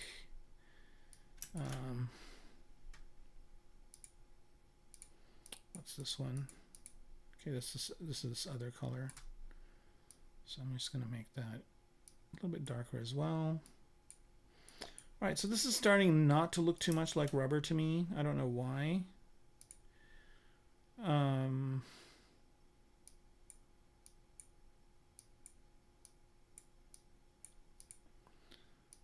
Fuse. Let's see here. Okay, what if we dump down the ambient to 1 and the diffuse down as well. Same thing with this one. Okay, so that's good. I kind of like the insides to be dark. I think that works out well. And what this one? Here we go. This is kind of more of what I am envisioning. But now I need to make the specular a little bit lighter. Is that going to help? No. How about the specular of this guy? Nope.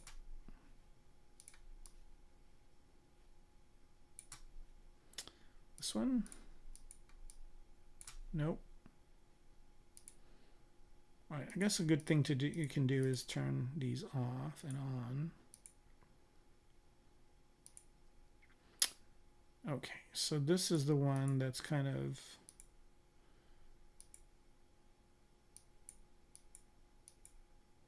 here we go.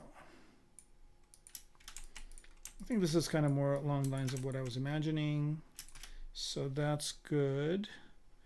And see it with the rest of the model.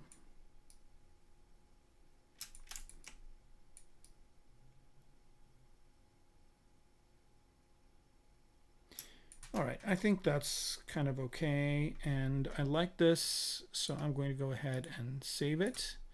So library, custom, here, add. Let's call it rubber 1. All right, let's do its thing.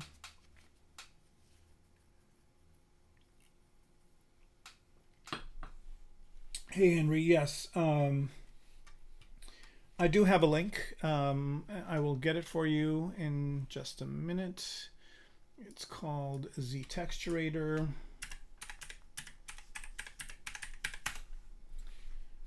And I will give you the link to the ArtStation. But it's also available on Gumroad. I'll give you guys both. All right, so this is the ArtStation link. and this is the Gumroad link.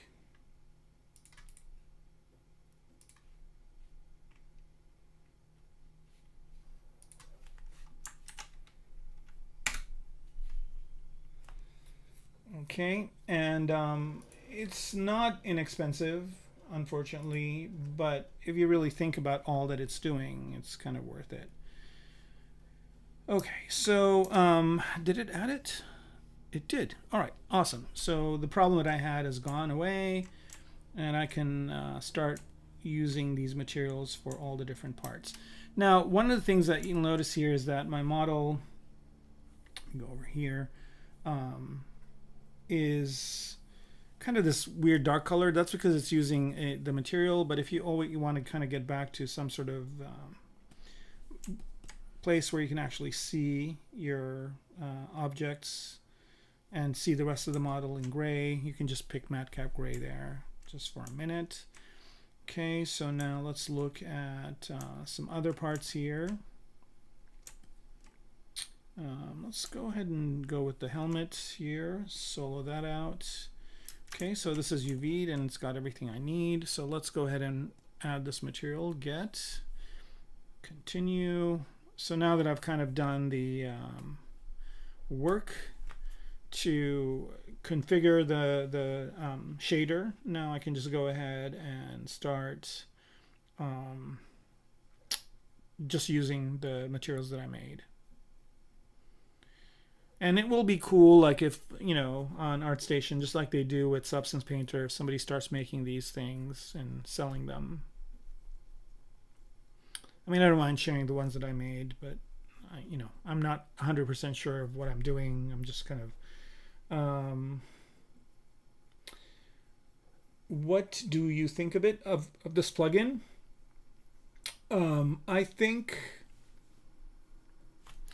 I think it's an amazing thing to be able to do in ZBrush, but I think it needs a little bit more work. So I think there's still some funky things to it that I don't understand, but I don't know if it's user error, which could be the thing, or if it is the program is kind of young and still having things being worked out. Okay, so here we go. Here's the helmet, not bad. And I'm going to unhide the rest of everything so I don't paint and work on areas that don't really show up. So here, again, I'm just going to go ahead and choose the area that's kind of the edge here and just make that edge stand out. This is the area where there's wear and tear. And again, this is the kind of work that I like doing here in ZBrush and not having it be in Substance Painter. Because in Substance Painter, I'd have to load the entire model in. And loading things from ZBrush into Substance Painter is a little bit of a, you know, thing, right? So I've got symmetry on here, but I don't really care. And I'm going to go with this itsy bitsy inside part. See if I can, nope. Zoom in. See, if I zoom in, I mean, it, you know, like if this was a game and I'm getting this close to the model, that's not bad. You know, it's not bad for texturing at all. I mean, sometimes I'm playing Call of Duty and I, you know, get up close and look, what did I just do? All right, so here I'm just kind of creating a little bit more wear and tear. And again, I've got symmetry on. Maybe I should turn it off. I think that makes a big difference. Transform, symmetry off.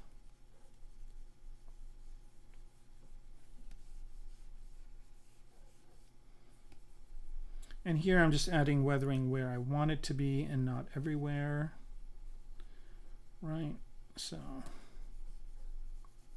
And notice again, I'm just going in and out of adding this weathering in layers, which I think is really powerful. And I'm just using the standard painting tool. I mean, wow. Hats off to the developer of this program. I think he did a really good job. And it's only going to get better, I think.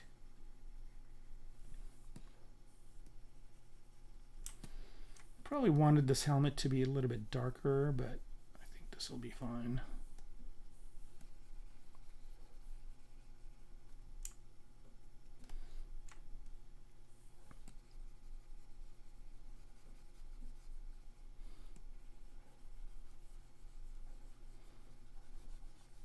And I don't want it to be over weathered, just weathered just right. All right, let's go to this side here. Yeah, I did a really good job already, so I'm just going to get rid of some of these kind of over weathered areas.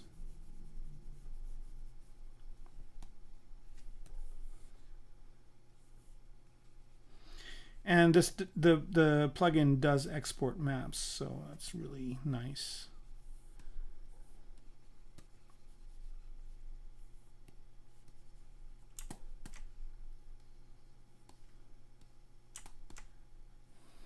All right, a little bit of overweathering happening here. Just go ahead and cover that up.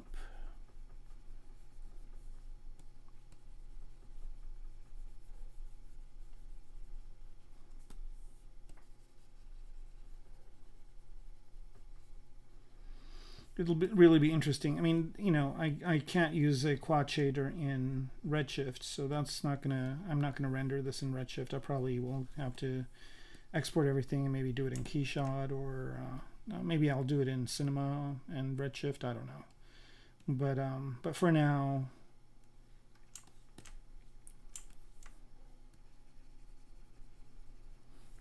let's pick this darker color.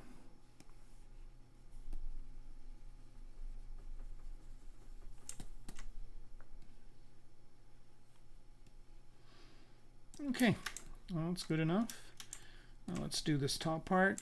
Select it, solo it out, and we're going to do this material, get, continue. And anyway, for the most part, it's not really taking, this is kind of more of a rounded, I guess, or curved. Let's do rounded. I mean, it's taking a little bit of time, but it's not taking too long. It can do skin, yeah, it can. I'll do the skeleton. It has like skin materials also. I haven't tried it with like human skin. I guess I have a model here. I still do. If I do, I'll try hitting it. Let's see what we get. All right, let's see what happens here.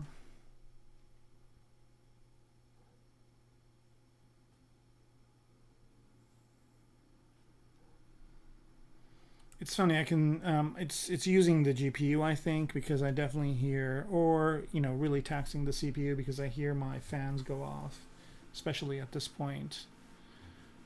Okay, so it's doing all that stuff. There it is. Bam, done. Look at that.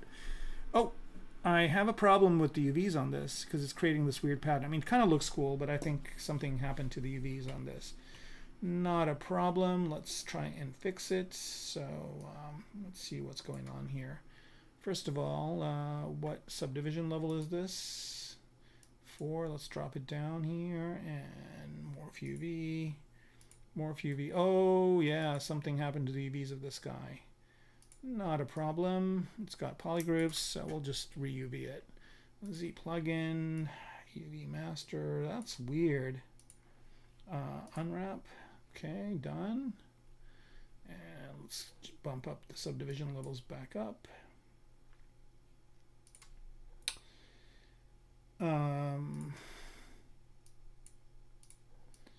Yeah, let's bump up the subdivision. I mean, it's still got something on there, but it's definitely not right.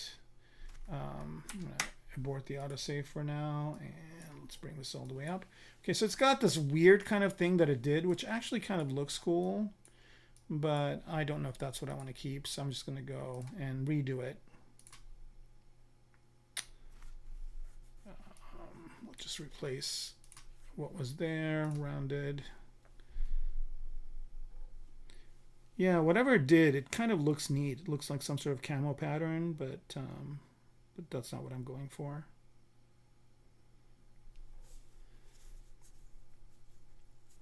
All right, that's more like it. What is going on over here?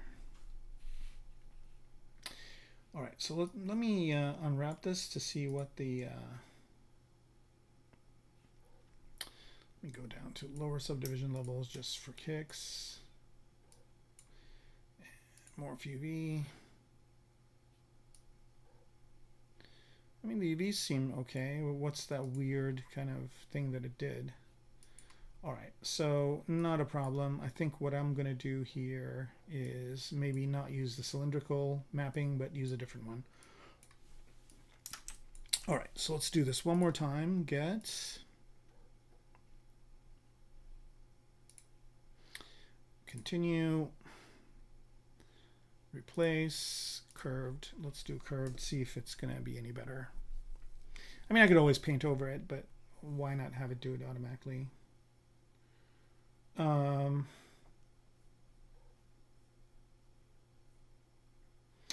Yeah, it does generate the pattern for, yeah, it does. So it basically does a whole bunch of different, you know, curvature, masking, and all sorts of stuff, and then applies the colors. That's what's happening when I get this hourglass. So when I'm waiting for it to do stuff, that's what's going on.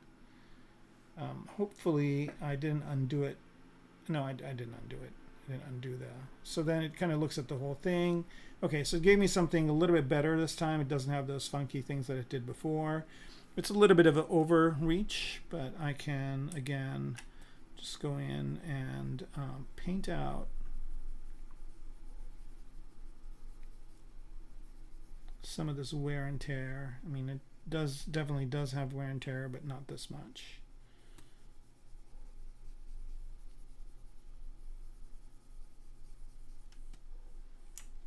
And for good measure, let me grab some of this, and I'll say maybe the edges over here are a little bit worn out.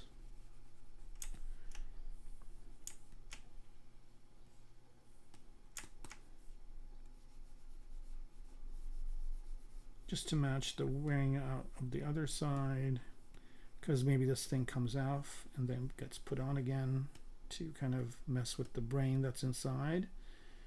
And I kind of don't like these roundish. That's one of the things this program has as a problem, is that it does these kind of very deliberate roundish edges, and I'm just getting rid of that, and then pick this other color and wear it in. And when I think of, you know, when I use software, I always think of, like, you know, like the reason why I like Keyshot a lot is because it's brain dead easy to get great results, and it thinks the way I do, and I love it. Redshift and ZBrush, they're getting there. I mean, it's not, you know, it's very version 1.0, but you know, it is a version 1.0, and it's a great thing, and I'm glad it's there, and hopefully it'll get better over time. But like painting, this is what I would, you know, this is how I'd want to paint. I'd want to paint a material, and I'd want to kind of be able to mess with certain aspects of it to get what I want. Okay, so the helmet is looking a lot better. Somebody talked about skin, so I don't really have skin on this guy. I have the clothing, which we'll do in a little bit, and then I have the skull. So there is the skull, and I think it does have some poly paint on it. So what I'm going to do here is I'm just going to fill object, color, just pick a light color here, and I'm just going to go to color here and say fill object. Okay, so not right now, it just has this kind of weird color applied to it. Let's go ahead and use some of these skin colors. So flesh, I guess he calls it flesh. And they're all these like really kind of scary ones. What's this one? Flesh burned, flesh nasty. I love it. What's this one? Hulk skin, human skin, skin bumps, skin scales, skin rough. Let's go ahead and choose skin rough. Let's see what we get. And there's this one, which is skin venom. Okay, so either bumps, or let's do this one, skin rough. Get, continue.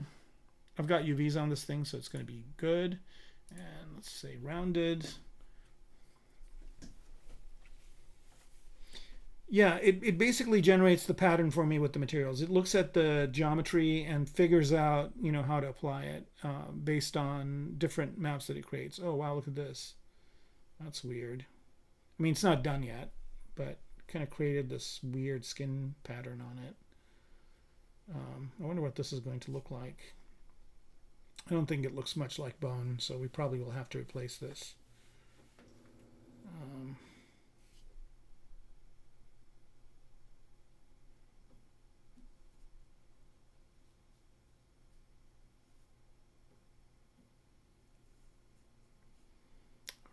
right, there it is. So it created this kind of look, which is not really what I want. So I'm not going to use this one. Let's just see what, what's the difference between human skin and Hulk skin? That's funny. What's this one? Flesh burned. I think I'm going to try and do this one, skin venom, and see what it does. Continue. No. And round it. All right, let's see if this one does it any better. I mean, the one that I got kind of looks interesting, but it looks too not what I want. Yeah, Gears of War Locust. That's a good way to describe it. I think it's going to have that bluish color, but I can change that. It's not a big deal. Here we go. See, now it's just kind of figuring out. I don't know why it keeps using that stupid. I guess it just wants the flesh-looking kind of look. I might not use. Okay. So yeah, I don't know if this is what I want either. Okay, so let's see if there's a cloth, maybe leathery kind of, maybe, what's this? Fabric jeans, no. What's this? Leather 4, leather 6. Let's see what leather 6 looks like. Get, continue. I mean, worst case scenario, I can slap a plastic on it and then mess around with it. New, rounded. And as you can see, this is going pretty fast. I mean, it's taking a few minutes, but, you know, all the things that it's doing is pretty radical.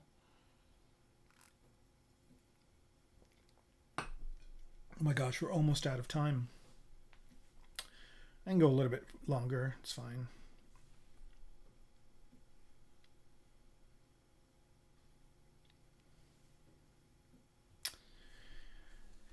Okay. Yep. This is looking a lot better, so let's mess around with the material a bit. So, shading. All right, so this diffuse is definitely not going to work. Let's choose, that's exactly right. I'm doing color changing or color correction, however you want to refer to it. So just kind of pick a bony kind of color. And also, the specular is really strong on this. Let's add a little bit more for now. Let's dumb down the ambient. What about if I go up in ambient? No, let's dumb that down. Diffuse up. Okay, so there are these other kind of things here. Okay, this is specular. I can make it wet, although this doesn't look very wet. Soft, dry. Let's try going wet again. Low. Okay, I don't know why the color is now all dark. Okay, so let's say mid reflectivity. So I guess these kind of mess around. Okay, let's choose F2 here, and let's say wet as well. I just want this to be a little bit shinier, but I can't get...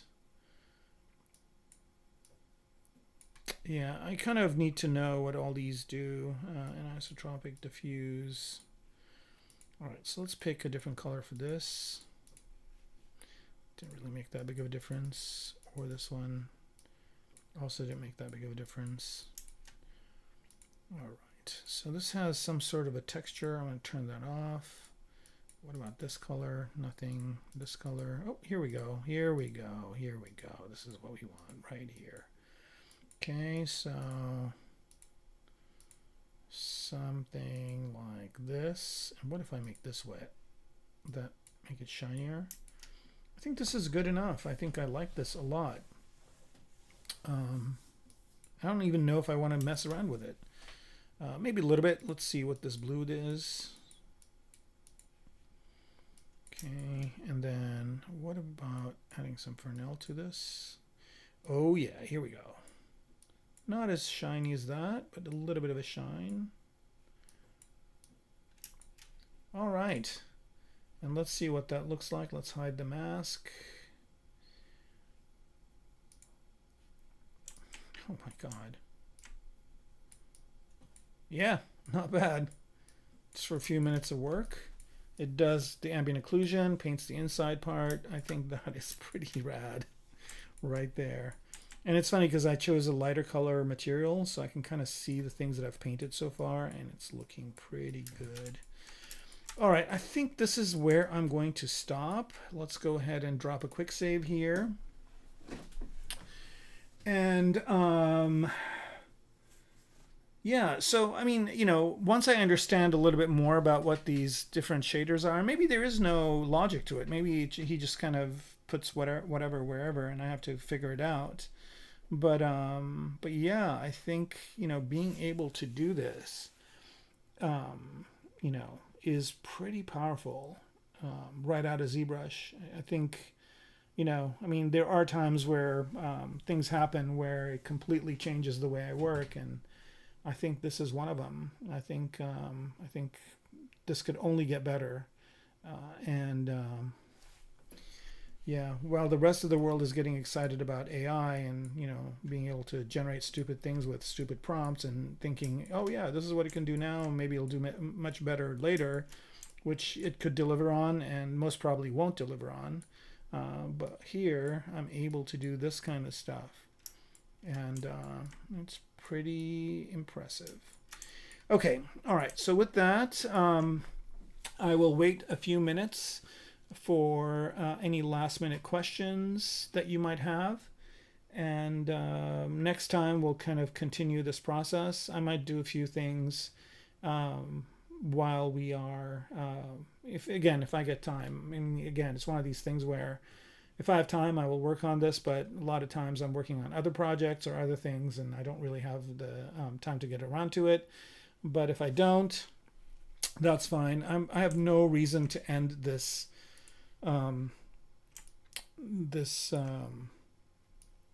stream or this project anytime. I can continue doing it as many times as possible.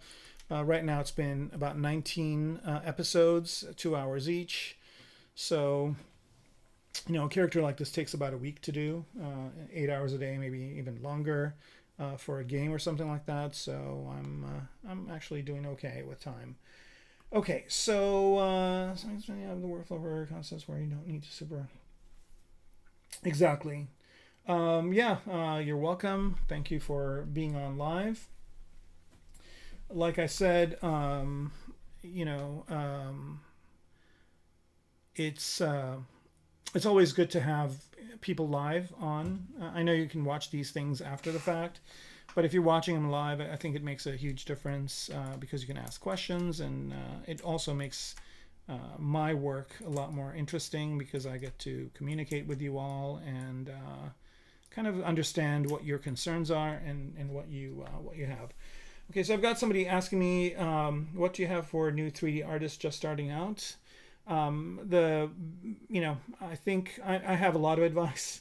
It's a long journey, but I will give you this one piece of advice. I think thinking of 3D artist as a term is wrong because, you know, a 3D artist is a very generic term. It's like, you know, saying, what advice would you give for a doctor starting out? And, you know, I mean, there are generalist doctors and there are generalist 3D people, but you need to specifically know what you want to do.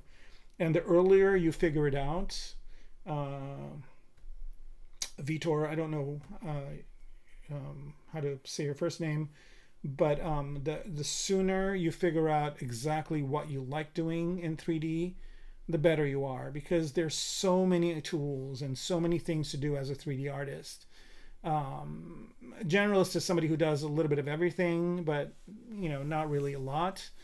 I look at generalists as not being artists. I look at generalists as being more, I don't know what the best terminology is, but usually generalists are people that are kind of more just doing things other people don't want to do. So figure out exactly what you want to do, what you enjoy doing, because if you're looking at this as a job, you know, it's not the best job to have, especially nowadays where companies are laying 3D artists off in the thousands. You know, Frame Store just closed their Canada office. Pixar laid off people. Everybody's laying off a lot of artists. So you got to figure out, if they're laying artists, they're also keeping some, and you got to figure out what are those guys that they're keeping or girls that they're keeping, and why do those folks have a more secure position.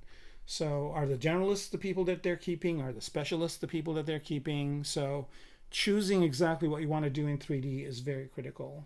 Do that first. Also, you know, I mean, you got to decide how technical you want to be. There's a lot of technology to know. So, you know, I mean, if you're more technical, you're less artistic. Some people manage to do both. You know, I'm lucky to be able to do a little bit of both, but I did have a technical career beforehand. So technology comes easily to me. But you know, if you just know technology and are not a good artist, then that's a whole other story. So I don't know. I mean, that's a big question to answer in the last few minutes. Hopefully this gives you a little bit of insight. But I would recommend learning the basics, learning the fundamentals. There's a few of them. If you want to be a 3D artist, you still have to know the fundamentals of art. You need to know anatomy, you need to know a lot of things. So it's a long journey, but it's a fun one. It's not an easy journey, but it's also a very unique journey to be on. So I wish you the best, and hopefully one of these days you can come back to me after a few years and let me know if this advice helped you or not. Other than that, anybody else have any questions? I'll wait a few minutes because I think there's a little bit of a delay in the chat. But I'll wait a few more minutes, and then if there are no questions, I will sign off.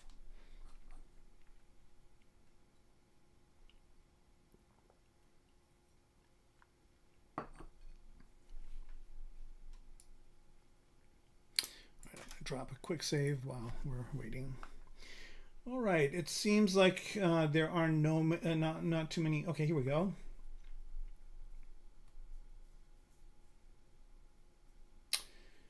What do I think the future is with artists, with AI coming up? That's a really big question. I think everybody's worried a little bit, as am I. But I also think that, you know, even though AI is generating interesting images and interesting movies, it's still not prescriptive enough, meaning, you know, you have to really kind of type stuff in to get the results that you want. And there's so many language models and so many different things, and getting exactly what you want is really difficult. And figuring out exactly what you want is also difficult. So I think that a lot of the reasons why people are laying off artists is not AI, but the promise of possibly AI doing things in the future, which I don't know if it's going to deliver on. I personally think that it's not. I think, just like anything else, AI will get to a certain point. It will do certain things well, but not others. So I think as far as 3D artists are concerned, I think, or jobs are concerned, I think there still will be jobs, and I still think that maybe some of it will be AI augmented, but I don't know. I mean, what I've seen so far is impressive and great, but I see it replacing a very thin sliver of functionality, and I think there's a lot of people that don't know what it entails, so they're super excited about it, because a lot of people, you know, I mean, I spent a lot of time learning ZBrush since 2005. I spent a lot of time on it, and there's a lot of people that would like to do this like tomorrow, like the Matrix, like, oh, I know Kung Fu kind of thing. But and they think AI is going to give them that, and I don't know if they're being over optimistic or lazy, or think that that is something that's going to happen. but I don't think so. I think there will be limitations to AI, and then that's going to be the thing. Now that said, there's another kind of wave of AI coming called AGI, which is supposed to be artificial general intelligence, and that's a whole other thing. And so there are predictions that in 2 years it's going to be here and it's going to do everything and blah blah blah. So I don't know. I mean, it just seems very hypey to me right now. It seems like Nvidia is now the most valuable company. They have and the reason why they're the most valuable company is because all these AI companies are using their cards to do the calculations to generate these models. So from somebody who's an investor for Nvidia or who's investing in AI companies, they want AI to succeed.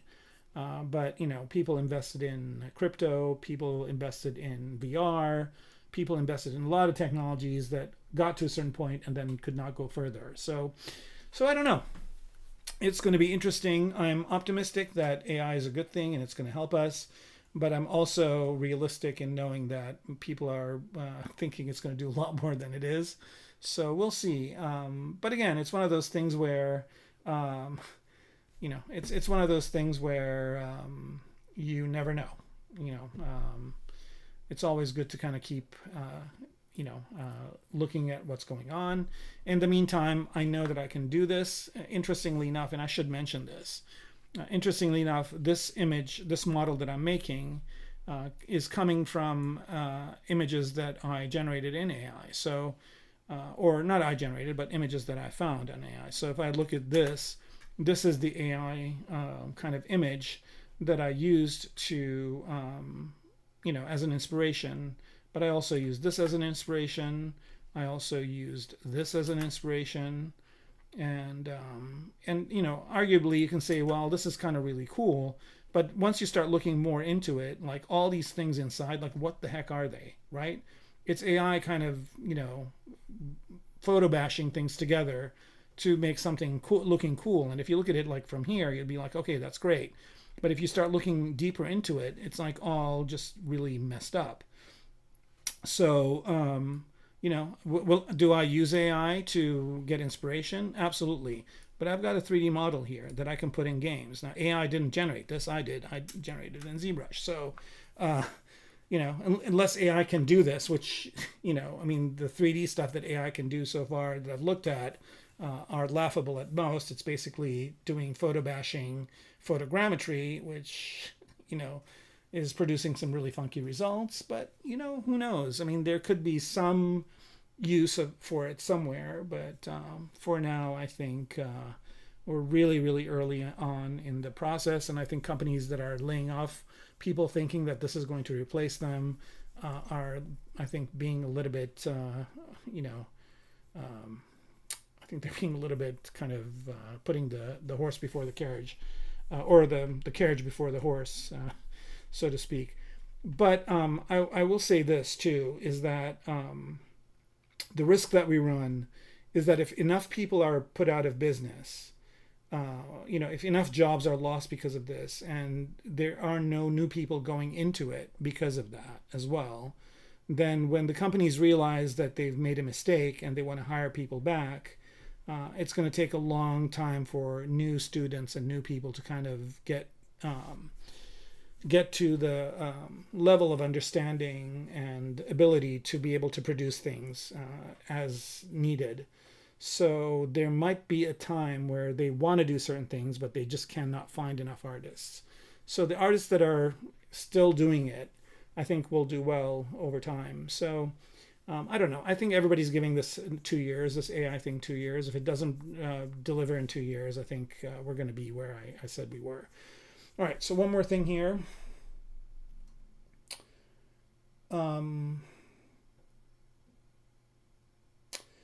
Yeah, I think that's a very, very good point. Pre-ordering games, like when you see a game like at E3, which doesn't exist anymore, but when you see the first announcing of a game, they render it in a renderer. It looks great. It has so much promise. Everybody's like, oh yeah, this game's going to be great. And as like they start releasing you know, trailers or whatever closer to when the game ships, the graphics abilities are getting worse and worse and worse and worse. And then the game comes out, and not only is the graphics worse than that first trailer that you saw, but also the game looks like crap. So, you know, I mean, companies do that all the time. Companies are there to make money. There are very few companies that basically will invest the time and money and effort and energy to create something that's really good that everybody will enjoy. And those companies stay around. And then the companies that basically live on hype and try to kind of pull a fast one, they go away over time. So, you know, I think that that's kind of what's happening with AI in a way. And again, I'm just sitting here with my popcorn watching this happen. It's an exciting time to live in. But I know for a fact that ZBrush is a great tool, and I use it all the time to create my work. And I also, you know, augment it with all these new capabilities. And hopefully, you know, I will continue to do this. Whether AI does it or not, I will continue to do this because I really enjoy creating this way. All right, with that, I think I kind of stood on my soapbox long enough. Hopefully this helps or gets you thinking.